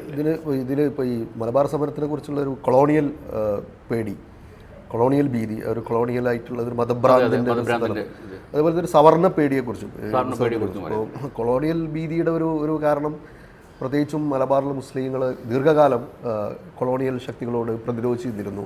അപ്പോൾ ഒരു പ്രത്യേക സ്ഥലത്ത് ബ്രിട്ടീഷ് ഭരണത്തിന് കീഴിൽ പ്രതിരോധിക്കാം എന്നുള്ള ഒരു ആത്മവിശ്വാസം നൽകാതിരിക്കുക എന്നുള്ളൊരു ധാരണ കൊളോണിയൽ ഓഫീസർമാർക്കുണ്ടായിരുന്നു. തീർച്ചയായിട്ടും യൂറോപ്പ് കൊളോണിയൽ ഉദ്യോഗസ്ഥന്മാർക്കുണ്ടായിരുന്ന വംശീയ മുൻവിധികളും ഒക്കെ അതിലുണ്ടായിരുന്നു. ഈ സവർണ ആയിട്ടുള്ള ആളുകൾക്കുണ്ടായിരുന്ന സവർണ പേടിയും മലബാർ കലാപത്തിന് ഇപ്പോഴും അതിൻ്റെ ഈ സവർണ പേടി തന്നെയാണ് ഗാന്ധിജിനെ ബാധിച്ചത്. അത് മൂപ്പര് പിന്നെ ഉപയോഗിക്കുന്ന പിന്നെ അത് വിശദീകരിക്കുന്ന ഒരു വരി തന്നെ ഉണ്ട്. പിന്നെ ടി.കെ. അതിൽ 516 പേജിൽ പറയുന്നുണ്ട്, മാപ്പിളവന്മാർ മറ്റുള്ള മുസ്ലിങ്ങളിൽ നിന്നും മറ്റ് ഇന്ത്യക്കാരിൽ നിന്നും വ്യത്യസ്തരാണെന്ന ഗാന്ധിജിയുടെ വിലയിരുത്തലിൽ ഇസ്ലാമോഫോബിയയുടെ അംശമുണ്ട് എന്ന് കരുതുന്നത് അടിസ്ഥാനരഹിതമാണ് എന്നാണ് വി.കെ. അബ്ദുൽ അസീസ് ഇതിൽ പറയുന്നത്. ഇസ്ലാമോഫോബിയയുടെ അടിത്തമുണ്ടെന്ന് പറയുന്ന അടിസ്ഥാനരഹിതമാണെന്ന്. അങ്ങനെ പറഞ്ഞാൽ നമ്മൾ ഇന്നലെ അസഫൈ നേതാവ് പറഞ്ഞാൽ ഇസ്ലാമോഫോബിയ അല്ല ജമാഅത്തെ ഇസ്ലാമി ഫോബിയ ഉണ്ടെന്ന് പറഞ്ഞാൽ ഇസ്ലാമോഫോബിയ ഇല്ല മാപ്പിള ഫോബിയ ഉണ്ട് എന്ന് പറയേണ്ടി വരും. വളരെ കൃത്യമായിട്ടാണ് ഗാന്ധിജി പറഞ്ഞിട്ടുള്ളത്. അത് പിന്നെ മാപ്പിളമാരുടെ വർഗീയ ഭ്രാന്ത് കാരണമാണ്, മതഭ്രാന്ത് കാരണമാണ്. അവരുടെ രക്തത്തിലോടുന്നത്, മലബാറിലെ മാപ്പിളമാരുടെ രക്തത്തിലോടുന്നത് അറബ് രക്തമാണ്. അവർ വളരെ പെട്ടെന്ന് ജിഹാദിന് ഇതാക്കുന്ന ആയ ആൾക്കാരാണ് എന്ന് പറയുന്നുണ്ട്. അങ്ങനെ പറഞ്ഞ ഒരു സാധനം പിന്നെ ഇസ്ലാമോഫോബിയ അല്ലയുടെ അംശമില്ല എന്ന് പറയാൻ പറ്റില്ല കേട്ടോ. ഉണ്ട് എന്നല്ല, ഇസ്ലാമോഫോബിയയുടെ അംശം ഉണ്ട് എന്ന് മാത്രമല്ല, ഇത് എവിടുന്ന് ഗാന്ധിജിയിലേക്ക് പകർന്നു എന്നുകൂടെ ആലോചിക്കുമ്പോഴാണ് നമ്മൾ നേരത്തെ പറഞ്ഞ ഈ പറയുന്ന മലബാറിലെ സവർണ നേതാക്കളിൽ നിന്ന്, മലബാറിലെ സവർണ കോൺഗ്രസ് നേതാക്കളിൽ നിന്നാണ് ഗാന്ധിജിക്ക്. കാരണം ഈ പറയുന്ന ഞാൻ പറഞ്ഞില്ല 1920 ഗാന്ധിജി ഇവിടെ ആദ്യമായിട്ട് വന്നു പോയതിനു ശേഷമുള്ള ഗാന്ധിജിയുടെ ഈ മലബാർ കലാപം നടന്ന ശേഷം ഈ പറഞ്ഞല്ലോ 1920 ആഗസ്റ്റ് 18 വന്നു, മൂപ്പര് ഇത് ഉദ്ഘാടനം ചെയ്തു, എന്നിട്ട് മൂപ്പര് പോയി, എന്നിട്ട് ഇത് കലാപമായി കഴിഞ്ഞതിന് ശേഷമുള്ള മൂപ്പരുടെ ആദ്യത്തെ എഴുത്തുകളിലൊക്കെയും ഇത് വർഗീയ കലാപമാണ്, അവിടെ നിന്ന് കേൾക്കുന്ന വിവരങ്ങൾ കാണുമ്പോൾ ഞാനിങ്ങനെ ഞെട്ടിത്തിരിച്ചു പോവുകയാണെന്നൊക്കെ പറഞ്ഞിട്ട് അങ്ങനെ എഴുതുന്ന പല സാധനങ്ങളിലും ഈ മൂപ്പര് യങ് ഇന്ത്യയിൽ തന്നെയാണ് അധികം യങ് ഇന്ത്യയിൽ എഴുതുന്ന കുറിപ്പുകളിൽ ആണ് ഈ സാധനം വരുന്നത്. പിന്നെ മദ്രാസിലും ഇവിടെയൊക്കെ പ്രസംഗിക്കുന്ന പ്രസംഗങ്ങളിലും വരുന്നത്. അപ്പോൾ ഇതിൻ്റെയൊക്കെ മുമ്പിൽ ഈ പറയുന്ന യങ് ഇന്ത്യയിലെ ലേഖനങ്ങളൊക്കെ തുടങ്ങുന്നതിന് മൂപ്പര് പറയുന്നുണ്ട്, ഇന്നലെ അസോസിയേറ്റഡ് പ്രസ്സിൽ നിന്ന് മലബാറിൽ നിന്നുള്ള വാർത്തയുടെ ശകലം എനിക്ക് കിട്ടി, അത് വെച്ചിട്ടാണ് ഞാൻ എഴുതുന്നത്. ഇന്നലെ മലബാറിൽ നിന്ന് പിന്നെ കെ മാധവൻ നായരും കെ പി കേശവമേനോനും അയച്ച പിന്നെ കത്തിന് കിട്ടി, അതിൽ നിന്നുള്ള വിവരങ്ങൾ വെച്ചിട്ടാണ് ഞാനിത് പറയുന്നത് എന്ന് പറയുന്നുണ്ട്. ഇവിടുന്ന് കിട്ടിയിട്ടുള്ള വിവരങ്ങൾ വെച്ചിട്ടാണ് മൂപ്പര് ഇത് പറയുന്നത്, ഇത് വർഗീയ ഭ്രാന്താണ് എന്ന് പറയുന്നത്, ഇവർക്ക് ഗർഭരക്തമാണ് എന്ന് പറയുന്നത്. അത് പിന്നെ ഇസ്ലാമോഫോബിയയുടെ പിന്നെ ഇസ്ലാമോഫോബിയ ആണെന്ന് കരുതുന്നത് ഗാന്ധിജിയുടെ വിലയിരുത്തലിൽ ഇസ്ലാമോഫോബിയയുടെ അംശങ്ങളുണ്ട് എന്ന് കരുതുന്നത് അടിസ്ഥാനരഹിതമാണ് എന്ന് CK അബ്ദുൽ അസീസ് ഇതിൽ പറയുന്നുണ്ട്. എനിക്ക് അതിനോട് യോജിക്കാൻ പറ്റുന്നില്ല. അതിൽ ഇസ്ലാമോഫോബിയയുടെ അംശങ്ങളുണ്ട്. ഈ അംശങ്ങൾ എങ്ങനെ ഗാന്ധിജിയിലേക്ക് എത്തി, ഗാന്ധിജിയെ പോലെ ഒരാളിലേക്ക് എങ്ങനെ ഇസ്ലാമോഫോബിയയുടെ അംശങ്ങളെത്തി?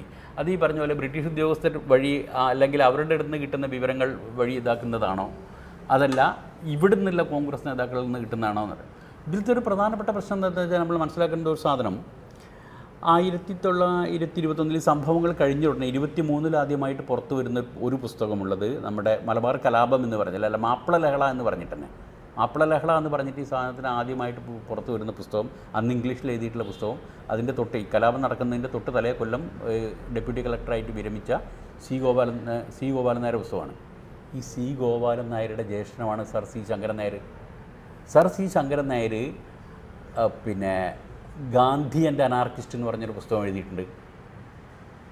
അതിൽ ഗാന്ധിജിയെ പരിപൂർണമായിട്ട് അനാർക്കിസ്റ്റാക്കി തള്ളിക്കളയുന്നു എന്ന് മാത്രമല്ല, മലബാർ കലാപത്തോട് ഗാന്ധിജി എടുത്ത ഈ പിന്നെ ഇതിനെ മുഴുവൻ നിലപാടുകളിലെ മലബാർ പരിപൂർണമായിട്ട് തള്ളിക്കളഞ്ഞു. അതിൻ്റെ ഏറ്റവും രസകരമായൊരു സംഭവം എന്താ വെച്ചാൽ, ഈ പുസ്തകത്തിൻ്റെ 2 വിവർത്തനം മലയാളത്തിൽ അടുത്ത കാലത്ത് ഇപ്പം ഈ പറയുന്ന ഇതിൻ്റെ 100-ാം വർഷം കഴിഞ്ഞതിന് ശേഷം അടുത്ത കാലത്ത് വന്നു.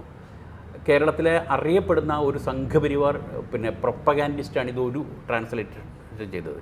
ഈ പിന്നെ മറ്റേ സർ സി ശങ്കരൻ നായർ പിന്നെ ഇത് ഗാന്ധി ആൻഡ് അനാർക്കിസ്റ്റ്, അതിൽ ആ പുസ്തകത്തിന് അദ്ദേഹം കൊടുത്ത പേര് ഗാന്ധി കാണാത്ത മലബാർ കലാപം എന്നാണ്. ഈ തരത്തിൽ പിന്നെ കോൺഗ്രസിൻ്റെ അകത്തുനിന്ന് നമ്മൾ പറയുന്ന ഒരു മാധവൻ നായരോ ഒരു കെ പി കേശവനോ മാത്രമല്ല, അങ്ങേയറ്റത്തിൽ ഇരിക്കുന്ന പിന്നെ ശങ്കരൻ നായരടക്കം ഈ കോൺഗ്രസ്സിലെ ഈ നായർ നേതാക്കന്മാരുടെ ഒരു ഇതുണ്ട്. അതിന് തുടർച്ചയും ഉണ്ടായിട്ടുണ്ട്. 1935-ലും 37-ലൊക്കെ ഇവർ പിന്നെ മുഹമ്മദ് അബ്ദുറഹ്മാൻ സാഹിബിനോട് ഇതിൻ്റെ ബാക്കി പിന്നെ മുഹമ്മദ് അബ്ദുറഹ്മാൻ സാഹിബിനോടാണ് പിന്നെ മലബാറിലെ കോൺഗ്രസ് നേതാക്കൾ തീർത്തിരുന്നത്.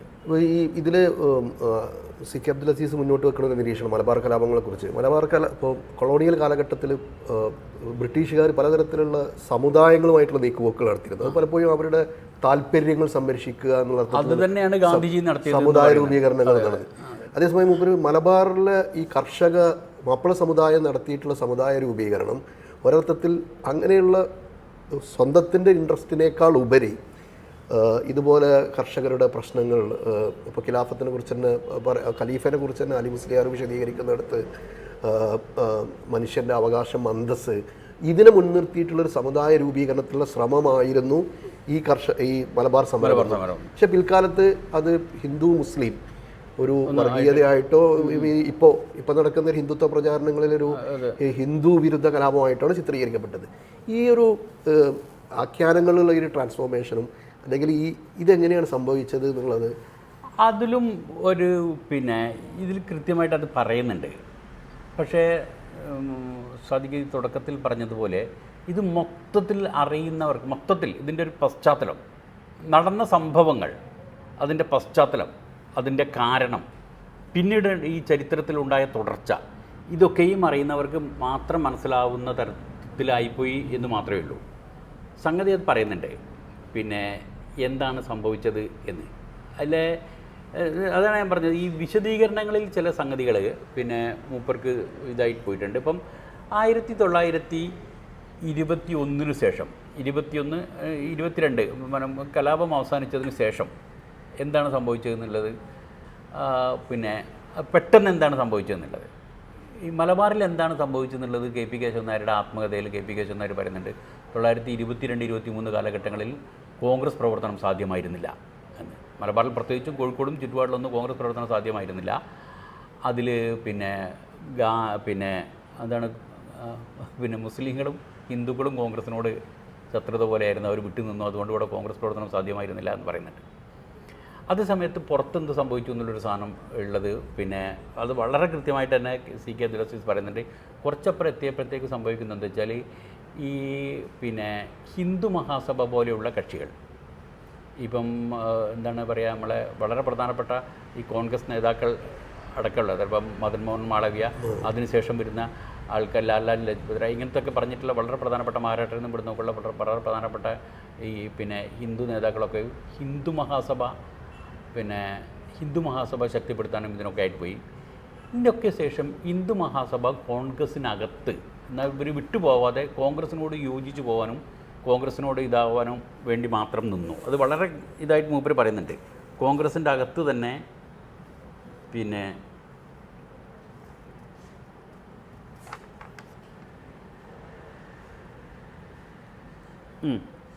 750 പേജിൽ പറയുന്നുണ്ട്, കോൺഗ്രസിന് മുസ്ലിങ്ങളെയും മുസ്ലിങ്ങൾക്ക് കോൺഗ്രസിനെയും വിശ്വാസമില്ലാത്തൊരു സാഹചര്യം ഖിലാഫത്ത് നിസ്സഹകരണ പ്രസ്ഥാനത്തിന് ശേഷം നിലവിൽ വന്നതിൻ്റെ പ്രധാന കാരണങ്ങളിൽ ഒന്നാണിത്. ഹിന്ദു മഹാസഭയെ അനുനയിപ്പിച്ച് കൂടെ നിർത്തുകയെന്ന ഗാന്ധിയൻ തന്ത്രം എന്നാണ് മൂപ്പര് പറയുന്നത്. ഹിന്ദു മഹാസഭയെ അനുനയിപ്പിച്ച് കൂടെ നിർത്തുക എന്നുള്ളതായിരുന്നു ഗാന്ധിയൻ തന്ത്രം എന്ന് തന്നെ സി കെ ഇതിൽ പറയുന്നുണ്ട്. ഇവിടെയും ഞാൻ നേരത്തെ പറഞ്ഞ പോലെ മലബാറിൽ സംഭവിച്ച സംഗതികളുടെ വിശദീകരണം മൂപ്പര് ഈ വിശദാംശങ്ങൾ വിട്ടു. ഇവിടെ സംഭവിച്ച ഭയങ്കര രസകരമായ സാധനമാണ്. 1925 ഹിന്ദു മഹാസഭ സമ്മേളനം പിന്നെ ഇവിടെ നടന്നിട്ടുണ്ട്. കോഴിക്കോടല്ല, ഹിന്ദു മഹാസഭ സമ്മേളനം നമ്മുടെ തിരുനാവായ നടന്നു. തിരുനാവായ ഹിന്ദു മഹാസഭ സമ്മേളനം നടന്നു എന്ന് മാത്രമല്ല, ഡോക്ടർ മൂഞ്ചടക്കമുള്ള ആൾക്കാരൊക്കെ അതിൽ പെടുന്നു. പിന്നെ ഇങ്ങനെ വളരെ പ്രധാനപ്പെട്ട കോൺഗ്രസ് നേതാക്കൾ ഇവരൊക്കെ വന്നു എന്ന് മാത്രമല്ല, ഈ പറയുന്ന ഹിന്ദു മഹാസഭ സമ്മേളനത്തിൻ്റെ സ്വാഗത സംഘം ഭാരവാഹികൾ കെ മാധവൻ നായരും കെ പി കേശവമേനോനുമായിരുന്നു. അന്നുണ്ടായ ഒരു പ്രധാനപ്പെട്ട സംഭവം 3 ദിവസത്തെ സമ്മേളനമായിരുന്നു. സമ്മേളനത്തിൻ്റെ അവസാന ദിവസത്തിൽ കൊടുങ്കാറ്റടിച്ചിട്ട് ഇപ്പം സമ്മേളന പന്തൽ മറിഞ്ഞു വീണിട്ട് 2-3 ആൾക്കാർ മരിച്ച സംഭവം ഉണ്ടായിട്ടുണ്ട്. അപ്പോൾ അതിനുശേഷം അല്ലമീൻ പത്രത്തിൽ മുഹമ്മദ് അബ്ദുറഹ്മാൻ സാഹിബ് എഴുതി ചോദിച്ചു, എഡിറ്റോറിയൽ എഴുതി, ഈ കെ പി കേശവമേനോനും മുഹമ്മദ് അബ്ദുറഹ്മാനും കോൺഗ്രസ് നേതാക്കളാണോ ഹിന്ദു മഹാസഭാ നേതാക്കളാണോ എന്ന് ചോദിച്ചു. അതിനൊരു വിശദീകരണം, ഈ സമ്മേളനം ഇവിടെ സംഘടിപ്പിച്ചത് അവരാണ്. അപ്പോൾ ഇവർ കോൺഗ്രസ് നേതാക്കളാണോ ഹിന്ദു മഹാസഭാ നേതാക്കളാണോ എന്ന്. അതിന് മാതൃഭൂമിയാണ് മറുപടി എഴുതിയത്. മാതൃഭൂമി മറുപടി പറഞ്ഞത് മുഹമ്മദ് അബ്ദുറഹ്മാനും ഈ മൊയ്തു മൗലവിയും കോൺഗ്രസിനുള്ളിലെ മുസ്ലിം ലീഗുകാരാണ് എന്ന് ആണ്. ഈ തരത്തിലായിരുന്നു മലബാറിൽ ഇതിൻ്റെ ഒരു തുടർച്ച ഉണ്ടായത്. പക്ഷെ അത് ഈ പറയുന്ന പോലെ ഈ മലബാറിനെ സംബന്ധിച്ച് വിശദീകരണങ്ങൾ ഒഴിവാക്കുകയും എന്നാൽ ദേശീയവും അന്തർദേശീയവുമായ വിശദീകരണങ്ങളും പിന്നെ ഇതിൻ്റെ ഒരു സൈദ്ധാന്തികമായ വിശദീകരണങ്ങളും കൊടുക്കുകയും ചെയ്യുക എന്നുള്ളതാണ് മൂപ്പര് ഇതിലെടുത്തൊരു സംഗതി. ശരിയാണ്, അങ്ങനെയാണ് വേണ്ടത്. മലബാറിനെ സംബന്ധിച്ചിട്ട് ഇനിയും കൂടുതൽ വിവരങ്ങൾ ഇങ്ങനെ എഴുതിയിട്ട് പുസ്തകം വലുതാക്കണ്ടെന്ന് തോന്നിപ്പോകും. പക്ഷേ പ്രശ്നം എന്താ വെച്ചാൽ ഇങ്ങനെ ആവശ്യം വന്ന ഘട്ടങ്ങളുണ്ടല്ലോ, അവിടെ ഈ സംഭവമായിട്ട് ബന്ധപ്പെട്ട മലബാർ വിശദീകരണം ഇല്ലാതായി പോയിട്ടുണ്ടെങ്കിൽ. അതുപോലെ തന്നെ ഇപ്പോൾ ഈ പുസ്തകത്തിൽ സി കെ അബ്ദുൽ അസീസിന് പറയുന്നത് പുള്ളി ഇതിന് തുടരുന്നൊരു രീതിശാസ്ത്രം ഒരു ക്ലാസിക്കൽ മാർക്കിസത്തിൻ്റെ രീതിശാസ്ത്രമാണ് എന്ന് പറയുന്നുണ്ട്. അതേസമയം തന്നെ ഒരു മതം മാർക്കിസം മലബാർ എന്നുള്ള ഒരു ഇതിലെത്തുമ്പോൾ യാഥാസ്ഥിക മാർക്സിസ്റ്റ് സമീപനങ്ങൾ മലബാർ സമരത്തെ മനസ്സിലാക്കുന്നിടത്തുള്ള അതിൻ്റെ വീഴ്ചകളെ മൂപ്പര് ചൂണ്ടിക്കാണിക്കുന്നുണ്ട്.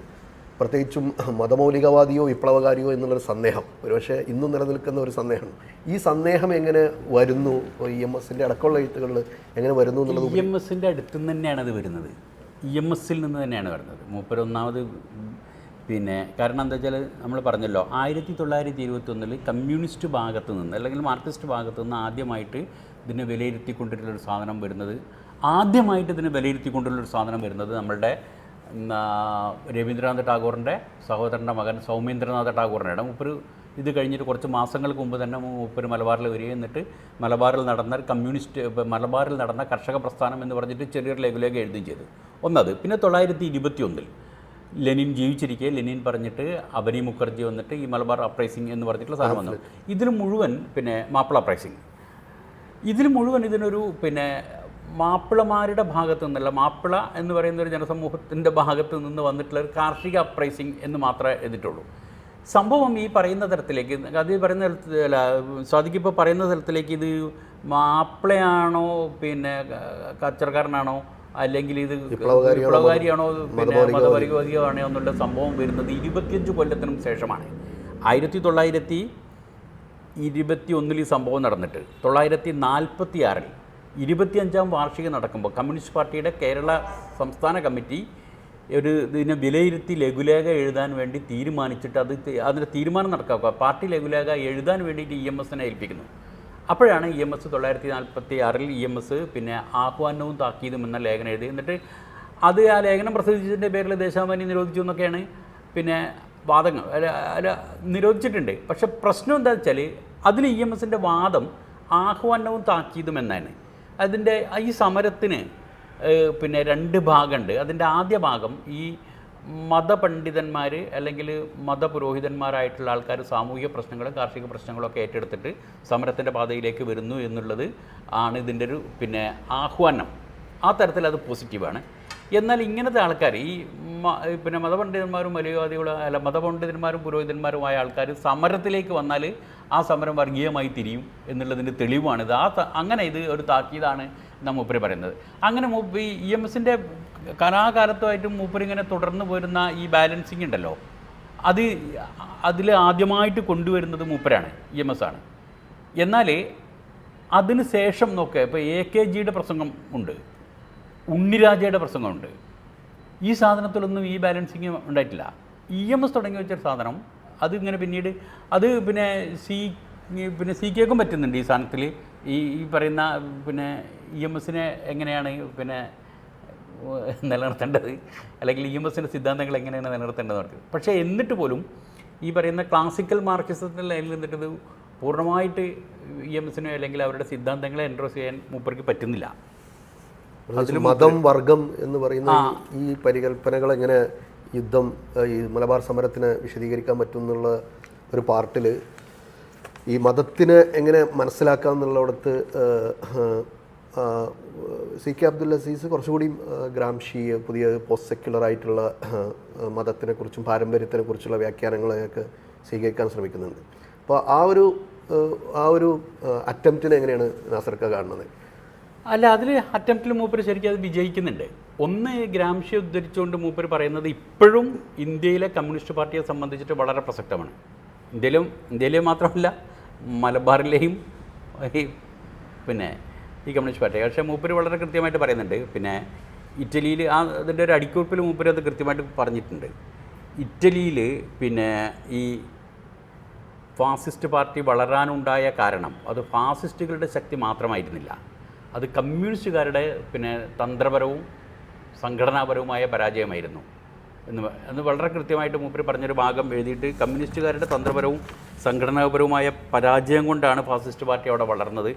ഈ ചില പ്രവർത്തകർ പിന്നെ കമ്മ്യൂണിസ്റ്റ് പാർട്ടിയുടെ ചില പ്രവർത്തകർ പിന്നെ ഫാസിസ്റ്റുകളായി മാറിയതിൽ അത്ഭുതപ്പെടാനില്ല.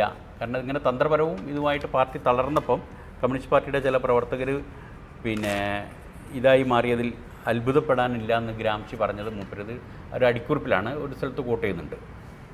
അത് ഒരു സ്ഥലത്ത് അതുണ്ട്.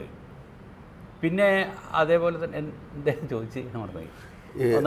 ഈ മതം എന്നുള്ള കാറ്റഗറിനെ മാർക്സിസത്തിൻ്റെ ഒരു ഫ്രെയിംവർക്കിൽ അത് മൂപ്പര് വളരെ കൃത്യമായിട്ട് ഇതിൻ്റെ അവസാന ഘട്ടത്തിൽ തന്നെ അത് പറയുന്നുണ്ട്. ഖിലാഫത്ത് അങ്ങനെ തന്നെയാണ് ഇത് പിന്നെ ക്രോസ് ചെയ്യുന്നത്. ഇത് പുസ്തകം തന്നെ ക്ലോസ് ചെയ്യുന്നത് 758 പേജിൽ പറയുന്നുണ്ട്. ഖിലാഫത്ത് നിസ്സഹകരണ പ്രക്ഷോഭത്തിൻ്റെയും മലബാറിൽ മാപ്പിള തൊഴിലാളികളുടെയും കൃഷിക്കാരുടെയും നേതൃത്വത്തിൽ നടന്ന വിമോചന യുദ്ധത്തിൻ്റെയും പരിണിത ഫലമായിട്ടാണ് ഇന്ത്യൻ രാഷ്ട്രീയം വർഗീയവൽക്കരിക്കപ്പെട്ടതെന്ന വാദങ്ങൾ അസംബന്ധവും അബദ്ധജടിലവുമാണെന്ന് ചരിത്ര വസ്തുതകളിലൂടെ നമുക്ക് സാക്ഷ്യപ്പെടുത്താവുന്നതാണ് എന്ന് വളരെ കൃത്യമായിട്ട് തന്നെ മൂപ്പരത് ഇതാക്കുന്നുണ്ട്. പക്ഷെ അതിനേക്കാളൊക്കെ അതിഭയങ്കരമായിട്ട് എനിക്ക് തോന്നിയിട്ടുള്ളത് മൂപ്പര് ഗ്രാംഷിയെ കൂട്ട് ചെയ്തുകൊണ്ട് ഈ സാധനം പറയുന്നത് അതാണ് കേരളത്തിലെ ഇപ്പോഴത്തെ സാഹചര്യത്തിൽ പിന്നെ കേരളത്തിൻ്റെ ഇപ്പോഴത്തെ സാഹചര്യത്തിലും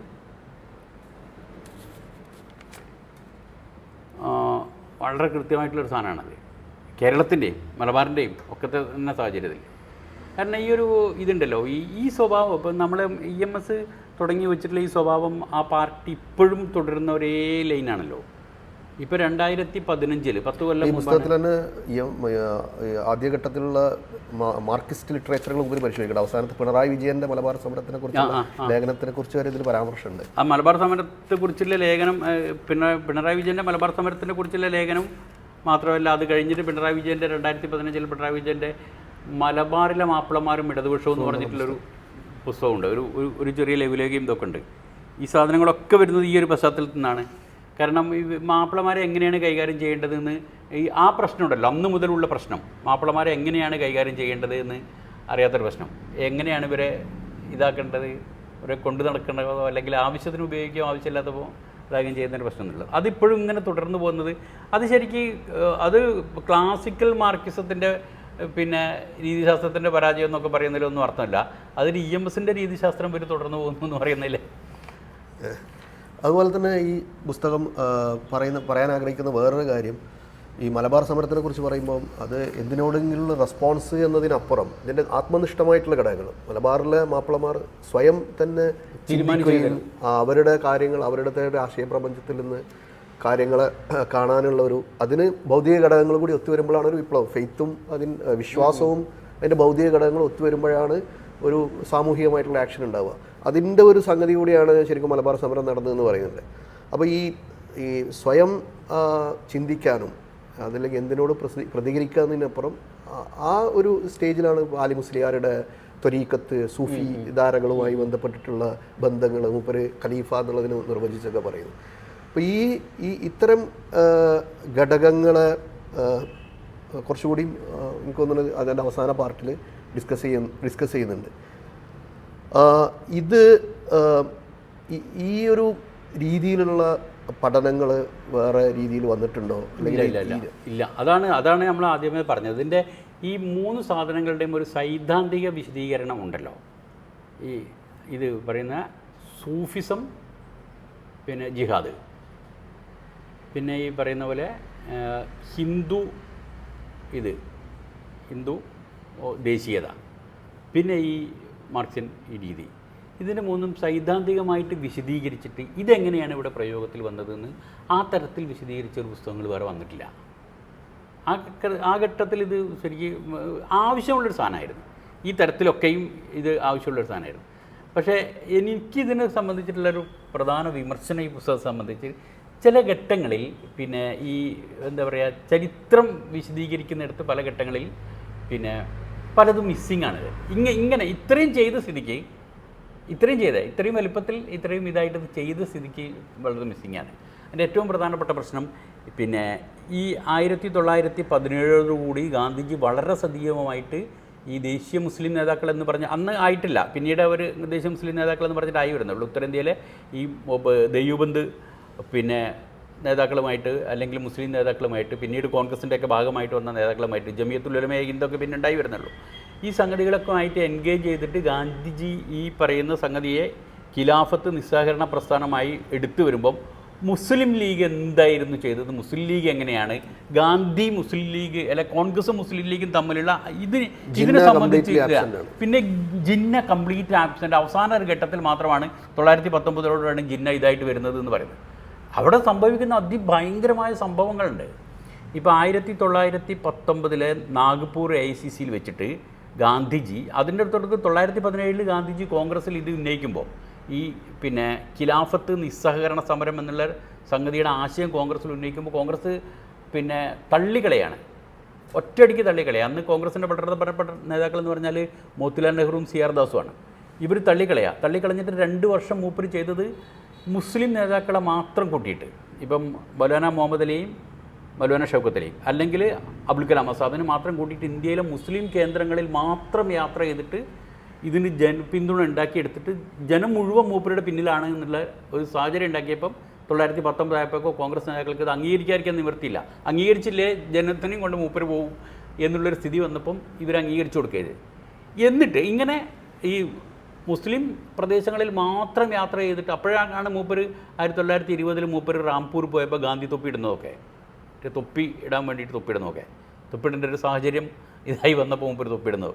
ഇതൊക്കെ കഴിഞ്ഞിട്ട് മൂപ്പര് ഇങ്ങനെ പിന്തുണ സംഘടിപ്പിച്ചു. ആ പിന്തുണ വെച്ചിട്ട് മൂപ്പര് കോൺഗ്രസ്സിൽ ഇതിൻ്റെ മേൽക്കൈ നേടി. എന്നിട്ട് 1919 നാഗ്പൂർ AICCയിൽ വെച്ചിട്ട് മൂപ്പര് ഈ സമരം ഇങ്ങനെ നിസ്സഹകരണ ഖിലാഫത്ത് സമരം രണ്ടും ഒരുമിച്ച് നടത്തും എന്ന് മൂപ്പര് പ്രഖ്യാപിക്കുമ്പോൾ അതിലത്തെ പ്രസംഗത്തിനെ പറ്റിയിട്ടൊക്കെ മൂപ്പര് പറയുന്നുണ്ട്. പിന്നെ ഈ നിസ്സഹകരണം ഖിലാഫത്ത് വെച്ചാൽ ഖിലാഫത്ത് എന്നുള്ളതും ഖിലാഫത്തിനോടുള്ള അപമാനവും പിന്നെ ഇന്ത്യൻ മുസ്ലിങ്ങളുടെ ആത്മാഭിമാനത്തിൻ്റെ പ്രശ്നമാണ്. ആത്മാഭിമാനം സംരക്ഷിക്കാൻ വേണ്ടി മുസ്ലിം സഹോദരന്മാർ സമരം ചെയ്യുമ്പോൾ അതിന് സഹായിക്കേണ്ടത് ഹിന്ദു സഹോദരന്മാരുടെ ബാധ്യതയാണ്. ആ ബാധ്യത നിറവേറ്റുക എന്നുള്ള ഘട്ടത്തിൽ നമ്മൾ അവരോട് കൂടിയിട്ട് സമരത്തിന് നിൽക്കുമ്പോൾ അവർ നിസ്സഹകരണ സമരത്തിൽ നമ്മളോട് കൂടി സഹകരിക്കും. പകരം ഖിലാഫത്ത് സമരത്തിൽ നമ്മൾ അവരോട് സഹകരിക്കും. അതിന് പകരമായിട്ട് ഗോവധം നിർത്തണമെന്നൊന്നും നമ്മൾ അവരോട് പറയേണ്ട കാര്യമില്ല, അവർ സ്വാഭാവികമായിട്ട് നിർത്തിക്കോളും എന്നൊക്കെ പ്രസംഗിച്ചിട്ട് മൂപ്പര് അതിൻ്റെ മുമ്പ് മൂപ്പര് മൗലാന അബ്ദുൽ ബാരിയോട് സംസാരിക്കുമ്പോഴും മൂപ്പര് പറയുന്നുണ്ട് ഗോവധ നിരോധനത്തിന് നിങ്ങൾ ആഹ്വാനം കൊടുക്കണമെന്നൊക്കെ. അബ്ദുൽ ബാരി അത് ചെയ്യുന്നുണ്ട്. ഇതൊക്കെ നടത്തിയിട്ട് ഈ നാഗ്പൂർ സമ്മേളനത്തിൽ വെച്ചിട്ട് മൂപ്പര് ഈ ഖിലാഫത്ത് ഇത് പ്രസംഗിച്ച് കഴിഞ്ഞ ശേഷം അന്നൊക്കെ 1916 ശേഷം സംഭവിക്കുന്നത് കോൺഗ്രസ് സമ്മേളനത്തിൽ എല്ലാ വർഷവും നടക്കുന്ന കോൺഗ്രസ് സമ്മേളനത്തിൽ മുസ്ലിം ലീഗ് സമ്മേളനം അവിടെ വെച്ചിട്ട് തന്നെ നടക്കും. ഒന്നുകിൽ ആ സ്റ്റേജിൽ തന്നെ അല്ലെങ്കിൽ ആ നഗരത്തിൽ തന്നെ വേറെ സ്റ്റേജിൽ വെച്ചിട്ട് മുസ്ലിം ലീഗ് സമ്മേളനം നടത്തും. ഇതിൽ നാഗ്പൂരിൽ മുസ്ലിം ലീഗ് സമ്മേളനം ഉണ്ടായിരുന്നു. ജിന്ന ലീഗ് പ്രസിഡൻ്റാണ്. ജിന്ന ഈ പിന്നെ നാഗ്പൂർ AICC വേദിയിലുണ്ട്, കാരണം മൂപ്പര് കോൺഗ്രസ്സിലും ഉണ്ട് ആ സമയത്ത്. അതിൽ വെച്ചിട്ട് ഗാന്ധിജി ഇത് പ്രസംഗിച്ച ഉടനെ ജിന്ന എഴുന്നേറ്റിട്ട് പറഞ്ഞത് ഈ പിന്നെ മിസ്റ്റർ ഗാന്ധി എന്താണ് പറയുന്നതെന്ന് എനിക്ക് മനസ്സിലാവുന്നില്ല. രാഷ്ട്രീയത്തെയും മതത്തെയും തമ്മിൽ കൂട്ടിക്കെട്ടിയിട്ട് ഇത് രണ്ടും കൂടെ ഒരുമിച്ച് കൊണ്ടുപോകുന്ന മിസ്റ്റർ ഗാന്ധി പറയുന്നത് എനിക്ക് മനസ്സിലാവുന്നില്ല. പൊളിറ്റിക്സ് ഈസ് ജെൻറ്റിൽമെൻസ് ഗെയിം എന്ന് പറഞ്ഞിട്ടാണ് ജിന്ന അവിടെ നിന്ന് ഇറങ്ങിപ്പോകുന്നത്. എന്നിട്ട് ജിന്ന പിന്നെ AICCയിൽ പങ്കെടുത്തില്ല എന്ന് മാത്രമല്ല, ജിന്ന ആ നഗരത്തിൽ തന്നെ നടക്കുന്ന കോൺഗ്രസ് ലീഗ് സമ്മേളനത്തിൽ പോലും പങ്കെടുക്കാതെ മൂപ്പര് പിന്നെ തീവണ്ടി കയറി മൂപ്പര് ബോംബെക്ക് തിരിച്ചു. പിന്നെ മൂപ്പര് 1919 വരെ മൂപ്പര് കൃത്യമായിട്ട് മാറി. 1919 അല്ല, അതാണ്ട് ഈ 20കൾ ഗാന്ധിജിയുടെയും 30കൾ ജിന്നയുടേതുമാണെന്നൊരു ചൊല്ലുണ്ട്. ഇന്ത്യൻ ഈ സ്വാതന്ത്ര്യ സമരത്തിലെ 20കൾ ഗാന്ധിയുടെയും 30കൾ ജിന്ന. പിന്നെ 30ന് ശേഷമാണ് ഇയാൾ പൂർണ്ണമായിട്ട് ഇതാകുന്നത്. ആ സംഗതി ഉണ്ടല്ലോ, ഈ ഗാന്ധി ജിന്ന കോൺഫ്ലിക്റ്റ്, അതുപോലെ തന്നെ ഖിലാഫത്തിനെ സംബന്ധിച്ചിട്ടുള്ള മുസ്ലിം ലീഗ് കോൺഗ്രസ് കോൺഫ്ലിക്റ്റ്, ഈ സാധനം വന്നിട്ടില്ല. അങ്ങനെ ഒരുപാട് ഇത്രയും ചെയ്ത സ്ഥിതിക്ക് കുറച്ച് അത്തരം കുറച്ചുകൂടി വിശദാംശങ്ങൾ വേണ്ടി ഒരു 766 പേജ് ഇത് മൊത്തമുണ്ട്. അത് വെച്ചാൽ പ്രശ്നം ഇതാണ്, ചരിത്രം വിശദീകരിക്കുമ്പോൾ, പ്രത്യേകിച്ച് ചരിത്രത്തിൻ്റെ പശ്ചാത്തലം വിശദീകരിക്കുമ്പോൾ അത് പശ്ചാത്തലം വളരെ കൃത്യമായിട്ട് വിശദീകരിച്ച് പോകേണ്ടി വരും. അപ്പോൾ അതൊരു പക്ഷേ ഇപ്പോൾ മുസ്ലിം രാഷ്ട്രീയത്തിനെ തന്നെ രണ്ട് രീതിയിൽ ഇതിൽ വിഭജിക്കാൻ വ്യാഖ്യാനിക്കാൻ ശ്രമിക്കേണ്ട. ഒന്ന്, മുസ്ലിം വരേണ്യരുടെ ഒരു രാഷ്ട്രീയവും അതുണ്ട്, അത് കൃത്യമായിട്ട് പറയുന്നുണ്ട്. അപ്പോൾ ആ രാഷ്ട്രീയത്തിൻ്റെ സംഘർഷങ്ങളല്ല മുസ്ലിം കീഴാളരായിട്ടുള്ള ആളുകളുടെ അല്ല, അത് രണ്ടും വളരെ കൃത്യമായിട്ട് തന്നെ പറയുന്നുണ്ട് കേട്ടോ മൂപ്പര്. പിന്നെ വളരെ രസകരമായിട്ടും അത് പറയുന്നുണ്ട്. അതൊന്ന്, പിന്നെ ഈ കീഴാളരുടെ പ്രശ്നം വെച്ചാൽ ഇത് മുസ്ലിം കീഴാളരുടെ എന്ന് മാത്രമല്ല മറിച്ച് പറയുന്നത്. കാരണം ഗാന്ധിജി ഉദ്ദേശിച്ചിരുന്നത് ലക്ഷ്യമായിരുന്നു, പിന്നെ മാർഗമല്ല, ലക്ഷ്യമായിരുന്നു ഗാന്ധിജിക്ക് പ്രധാനം. എന്നാൽ ജനത്തിന് നേരെ തിരിച്ചായിരുന്നു. ലക്ഷ്യമല്ല മാർഗമല്ല, ലക്ഷ്യമായിരുന്നു ജനത്തിന് പ്രധാനമെന്ന് പറയുന്നിടത്ത് അത് പറയുന്നുണ്ട്. അത് വളരെ കൃത്യമായിട്ട് പറയുന്നുണ്ട് ആ ഭാഗം. രണ്ട്, എന്തുകൊണ്ടാണ് ഗാന്ധിജി അങ്ങനെ പോകുമ്പോൾ ഗാന്ധിജി നിസ്സഹകരണ സമരം എന്നല്ല, ഗാന്ധിജി പിന്നെ എന്താണ് പിന്നെ അഹിംസാ സമരമെന്നും പിന്നെ ഇത് അക്രമരഹിത സമരമെന്ന് ഗാന്ധിജി പറയുമ്പോൾ മലബാറിൽ മാത്രമല്ല പല സ്ഥലത്തും ഇത് അക്രമ സമരമായിട്ട് മാറിയത് എന്തുകൊണ്ടാണെന്ന് വിശദീകരിക്കുക. അത് ഈ കാരണം കൊണ്ട് തന്നെയാണ്. ഈ ഗാന്ധിജിക്ക് പിന്നെ മാർഗമായിരുന്നു പ്രധാനം, പക്ഷേ ജനത്തിന് ലക്ഷ്യമായിരുന്നു പ്രധാനം എന്നുള്ളത് ഒന്ന്. രണ്ട്, ഈ പറയുന്ന ഗാന്ധിജി ഈ ഖിലാഫത്ത് നിസ്സഹകരണ സമരം, ഈ നിസ്സഹകരണ ഖിലാഫത്ത് എന്ന് പറഞ്ഞാൽ ഈ വാക്ക് തന്നെ കോയിൻ ചെയ്ത് വന്ന് ഈ പ്രസ്ഥാനം ഉണ്ടാക്കിയെടുക്കുന്ന സമയത്ത് ഗാന്ധിജി ഈ ഉന്നത മുസ്ലിങ്ങളോട്, അഷ്റഫി മുസ്ലിങ്ങളോടാണ് ബന്ധപ്പെട്ടത്. അതായിരുന്നു ഗാന്ധിജിയുടെ, അല്ലാതെ സാധാരണക്കാരായ മുസ്ലിങ്ങൾ മൂപ്പരുടെ ക്ലൈൻസ് അല്ല എന്ന് പറയുന്നുണ്ടല്ലോ. അതിൻ്റെ ഏറ്റവും വലിയ ഉദാഹരണമാണ് പിന്നെ മലബാർ. അതാണ് നമ്മൾ ആദ്യം പറഞ്ഞ സാധനം.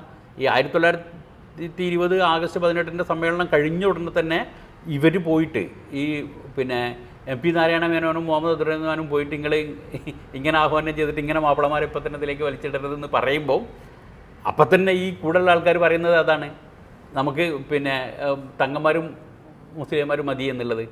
ഈ തങ്ങന്മാരും മുസ്ലിംമാരും എന്നുള്ള ഈ കൊളോക്കിയൽ പ്രയോഗത്തിനെയാണ് മൂപ്പര് പറയുന്നത് അവിടെ അഷ്റഫികളും അതേപോലെ തന്നെ ഈ മധ്യവർഗത്തിലെ ദൈക്ഷണികരും എന്ന്. അതാണല്ലോ, അഷ്റഫികൾ തന്നെയാണ് ഈ തങ്ങന്മാർ. മധ്യവർഗത്തിലെ ദൈക്ഷണികരായ വളർന്നു വന്ന കക്ഷികൾ തന്നെയാണ് ഇവിടുത്തെ ഇവിടെ കേരളത്തിനെ സംബന്ധിച്ചിടത്തോളമാണെങ്കിൽ മുസ്ലിംമാരും. ആ സാധനം അങ്ങനെ തന്നെ അത് രണ്ടും അത് കൃത്യമായിട്ട് പറയുന്നുണ്ട്. അതിൻ്റെ പ്രശ്നം ഇതാണ്, ഈ പറഞ്ഞ പോലെ ഇത് ടോട്ടലായിട്ട് ഈ സംഗതികൾ മുഴുവൻ മനസ്സിലുള്ള ഒരാൾക്കേ ഒറ്റ വായനയിൽ മനസ്സിലാവുള്ളൂ. അല്ലാത്തവർ ഇത് പിന്നെ 2-3 പ്രാവശ്യം വായിക്കേണ്ടിയിരുന്നില്ല. പക്ഷെ വേണ്ടിയിരുന്ന പുസ്തകമാണിത്. വേണ്ടിയിരുന്നത് എന്ന് മാത്രമല്ല, അത്യാവശ്യമായൊരു പുസ്തകമാണിത്. ഈ 700-800ഓളം പേജുള്ള ഈ പുസ്തകത്തിൽ നാസർക്കാരെ സംബന്ധിച്ച് 66 ഇതിൽ ഏറ്റവും ഇൻട്രസ്റ്റിംഗ് ആയിട്ട് നാസർക്കാർക്ക് തോന്നിയ പാർട്ട് ഏതാണ്? ഇതന്നെ ഈ പറയുന്ന ഈ സമരങ്ങൾ, പിന്നെ എന്താ പറയുന്ന ഇത്തരത്തിലുള്ള ഇപ്പം ഈ ഗാന്ധിജിയും കോൺഗ്രസും ഈ നിസ്സഹകരണ സമരം തുടങ്ങിയതിന് ശേഷം ഇത് അക്രമാസക്തമായി മാറിയ ഘട്ടങ്ങൾ ഇത് മലബാറിൽ സംഭവിച്ചത് മാത്രമല്ല ഇതേപോലെ തന്നെ ഈ പിന്നെ പഞ്ചാബിൽ പിന്നെ ഈ ഡയറൊക്കെ വെടിവെച്ചിട്ടുള്ള മറ്റേ ജാലിയൻ വാലാബാഗ് സംഭവം ഉണ്ടായിട്ട് അതിന് പ്രതികാരം ഉണ്ടാകുന്നത് UP-യിലാണ്. അപ്പം പഞ്ചാബിൽ, UP-യിൽ, ബംഗാളിൽ, ആസാമിൽ ഇങ്ങനെ പല സ്ഥലങ്ങളിലും ഇതേ കാലഘട്ടത്തിൽ തന്നെ ഇതേ ജനങ്ങൾ തന്നെ, ഇതേ പറയുന്ന മുസ്ലിങ്ങളും കീഴ്ജാതിക്കാരും അടങ്ങുന്ന കർഷകരും തൊഴിലാളികളുമായിട്ടുള്ള ജനങ്ങൾ തന്നെ പിന്നെ ഇതേ തരത്തിൽ സമരങ്ങൾ നടത്തിയിട്ടുണ്ട്. ആ സമരങ്ങളൊന്നും എടുത്ത് കാണിക്കപ്പെട്ടില്ല എന്നുള്ള ഒരു ഭാഗമുണ്ടല്ലോ. അതാണ് ശരിക്കും എനിക്കതിൽ ഇതായിട്ട് തോന്നിയത്. ചില മൂപ്പര് ഇത്രയും ഇത് പറയുമ്പോണ്ടല്ലോ, ഇത് ഇത്രയും വിശദമായിട്ട് മൂപ്പര് ഇതിൻ്റെ ഇൻ്റർനാഷണൽ തലത്തിൽ ഇപ്പം പിന്നെ മെസോപ്പൊട്ടാമിയ ഇവിടെ സംഭവിച്ച സംഗതികളൊക്കെ പറയുമ്പോൾ വളരെ പ്രധാനപ്പെട്ടൊരു സംഗതി, ഒരൊറ്റ പാരഗ്രാഫിലൊക്കെ പറയാമെന്ന് പോകുന്ന വളരെ പ്രധാനപ്പെട്ട ഒരു സംഭവം അതിൽ മിസ്സായി പോയത് പിന്നെ എടുത്തു പറയേണ്ടി വരുന്നത് എന്താ വെച്ചാൽ, ബ്രിട്ടീഷുകാർ ഇതൊരു യുദ്ധമായിട്ടാണ് കണ്ടിരുന്നത്. ബ്രിട്ടീഷുകാരുടെ ആ കാലത്ത് ബ്രിട്ടീഷ് നേവിയുടെ ഏറ്റവും പ്രധാനപ്പെട്ട യുദ്ധക്കപ്പൽ കോഴിക്കോട് വന്നിരുന്നു.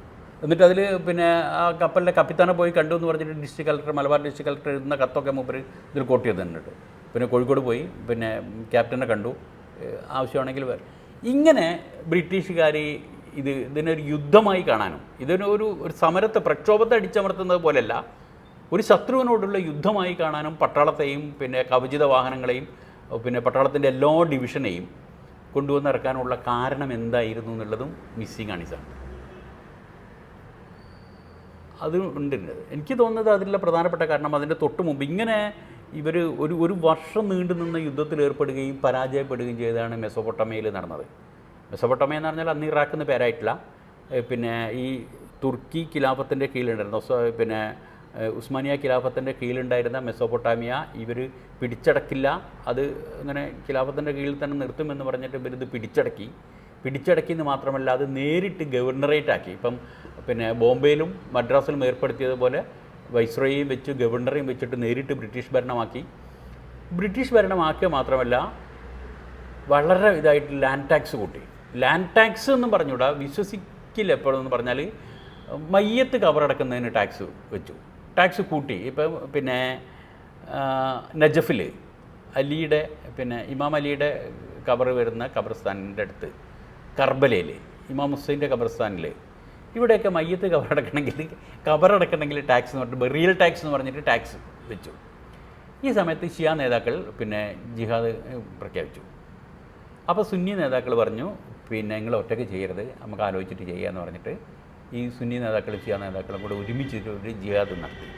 അപ്പോഴുള്ള പ്രശ്നം എന്താ വെച്ചാൽ ഈ തുർക്കി ഖിലാഫത്ത് പരാജയപ്പെട്ട് ഇതായി കഴിഞ്ഞിരുന്ന തുർക്കി ഖിലാഫത്ത്, കാരണം ഖിലാഫത്ത് എന്ന് പറഞ്ഞിട്ട് മറ്റവരെ ഏറ്റെടുത്തിട്ടില്ലല്ലോ. പിന്നെ ഈ കമൽ പാഷയ്ക്ക് അവർ ഇസ്താംബുൾ കേന്ദ്രീകരിച്ചിട്ടുള്ള ഈ തുർക്കി ഗവൺമെൻറ് അത് മാത്രമല്ലേ ഏറ്റെടുത്തിട്ടുള്ളൂ. അപ്പോൾ ബാക്കിയുള്ള പിന്നെ ഈ ഉസ്മാനിയ ഖിലാഫത്തിൻ്റെ ഈ മെസോപ്പൊട്ടാമിയയിലും പേർഷ്യയിലും ഉണ്ടായ പട്ടാളം മുഴുവനുള്ളത് സിറിയയിലും ഇറാഖിലുമായിട്ട് ഈ പട്ടാളം ബാക്കി വന്നത് അവരുടെ ചാൻസലായിട്ട് നിൽക്കുന്നുണ്ടല്ലോ, അവർ കൂടെ ഇവരുടെ കൂടി. അങ്ങനെ ഇതൊരു ഭയങ്കരമായിട്ട് യുദ്ധമായി. ഒരു വർഷം നീണ്ടു നിന്ന യുദ്ധത്തിൽ ഇവർ ബ്രിട്ടീഷുകാർ തോൽക്കും എന്നുള്ളൊരു ഘട്ടം വന്നപ്പോൾ അവർ തൽക്കാലത്തേക്ക് ഒരാളെ പിടിച്ചിട്ട് അവിടെ രാജാവാക്കിയിട്ട് അയാളുടെ പേര് ദൗർഭാഗ്യവശാൽ അയാളുടെയും പേര് ഫൈസൽ എന്നായി ഒരാളെ പിടിച്ചിട്ട് രാജാവാക്കിയിട്ട് ഈ രാജാവിന് പിന്നെ ഈ മെസോപ്പൊട്ടാമിയയുടെ ഭരണം കൈമാറിയിട്ട് ഇവർ പെട്ടെന്ന് തടിയച്ചിലാക്കുക ചെയ്തത്. 920 മുതൽ 21 വരെ നീണ്ടുന്ന ഒരു വർഷക്കാലം നീണ്ടുന്ന മെസോപ്പൊട്ടാമിയൻ യുദ്ധമായിരുന്നു. ശരിക്കും ബ്രിട്ടീഷുകാർ പിന്നെ വിറച്ചു പോയ യുദ്ധമാണ്. അതിനുശേഷമാണ് മലബാറിൽ ഈ സാധനം സംഭവിക്കുന്നത്. ഇതിൽ സി കെക്ക് മിസ്സായി പോയ ഒരു സംഭവം വെച്ചാൽ ഈ സമരത്തിൽ പിന്നെ എന്താ പറയുക എല്ലാ പ്രദേശങ്ങളിലും ഈ പറയുന്ന പോലെ ആലി മുസ്ലിയരും ഒരു ഭാഗത്ത് ആലി മുസ്ലിയരും ഒരു ഭാഗത്ത് ആലി മുസ്ലിയരും ഒരു ഭാഗത്ത് ബാരികുന്ന് കുഞ്ഞഹമ്മദാജിയുമാണെങ്കിലും എല്ലാ പ്രദേശങ്ങളിലും എല്ലാ പോയിന്റുകളിലും ഇതിൻ്റെ പിന്നെ നടത്തിപ്പുകാരും ഇതിൻ്റെ പ്രചോദകരുമായിട്ടുണ്ടായിരുന്നത് സയ്യിദ്മാരാണ്. ആ ഒരു സാധനം കൂടെ ഇതിൽ മിസ്സിങ്. എന്താണ് ഈ സയ്യിദ് ബന്ധം എന്നുള്ളൊരു സാധനം? അങ്ങനത്തെ ഒരു ഈ മെസോപ്പൊട്ടാമിയൻ അനുഭവമാണ് ഇവിടെ ഇതൊരു യുദ്ധമായിട്ട് എടുക്കാൻ പ്രേരിപ്പിച്ചത്. അങ്ങനെ ചില വസ്തുതകൾ ഇനിയും വലുതാവണ്ടെന്ന് വിചാരിച്ചിട്ട് സൂക്ഷ്മത പാലിച്ചതുകൊണ്ടായിരിക്കാം മിസ്സായി പോയിട്ടുണ്ട്. ഏതായാലും ലിബറൽ ഗാന്ധിയും ഫനാറ്റിക് മാപ്പിളയും മതം വർഗം മലബാർ സമരം എന്നുള്ള പുസ്തകം ഒരുപക്ഷെ മലബാർ സമരത്തെക്കുറിച്ചുള്ള കൂടുതൽ ചർച്ചകളിലേക്കും കൂടുതൽ രീതിശാസ്ത്രപരമായിട്ടുള്ള ചർച്ചകളിലേക്കും ഉള്ള ഒരു വാതിൽ തുറക്കുന്നുണ്ട് എന്നുള്ള കാര്യത്തിൽ ശരിക്കൊരു മലബാർ വിപ്ലവ വിജ്ഞാനകോശം എന്ന് പറയാവുന്ന പുസ്തകമാണിത്. അത്രയും വിവരങ്ങളുണ്ട്, അതിൻ്റെ പശ്ചാത്തല വിവരങ്ങളുണ്ട്.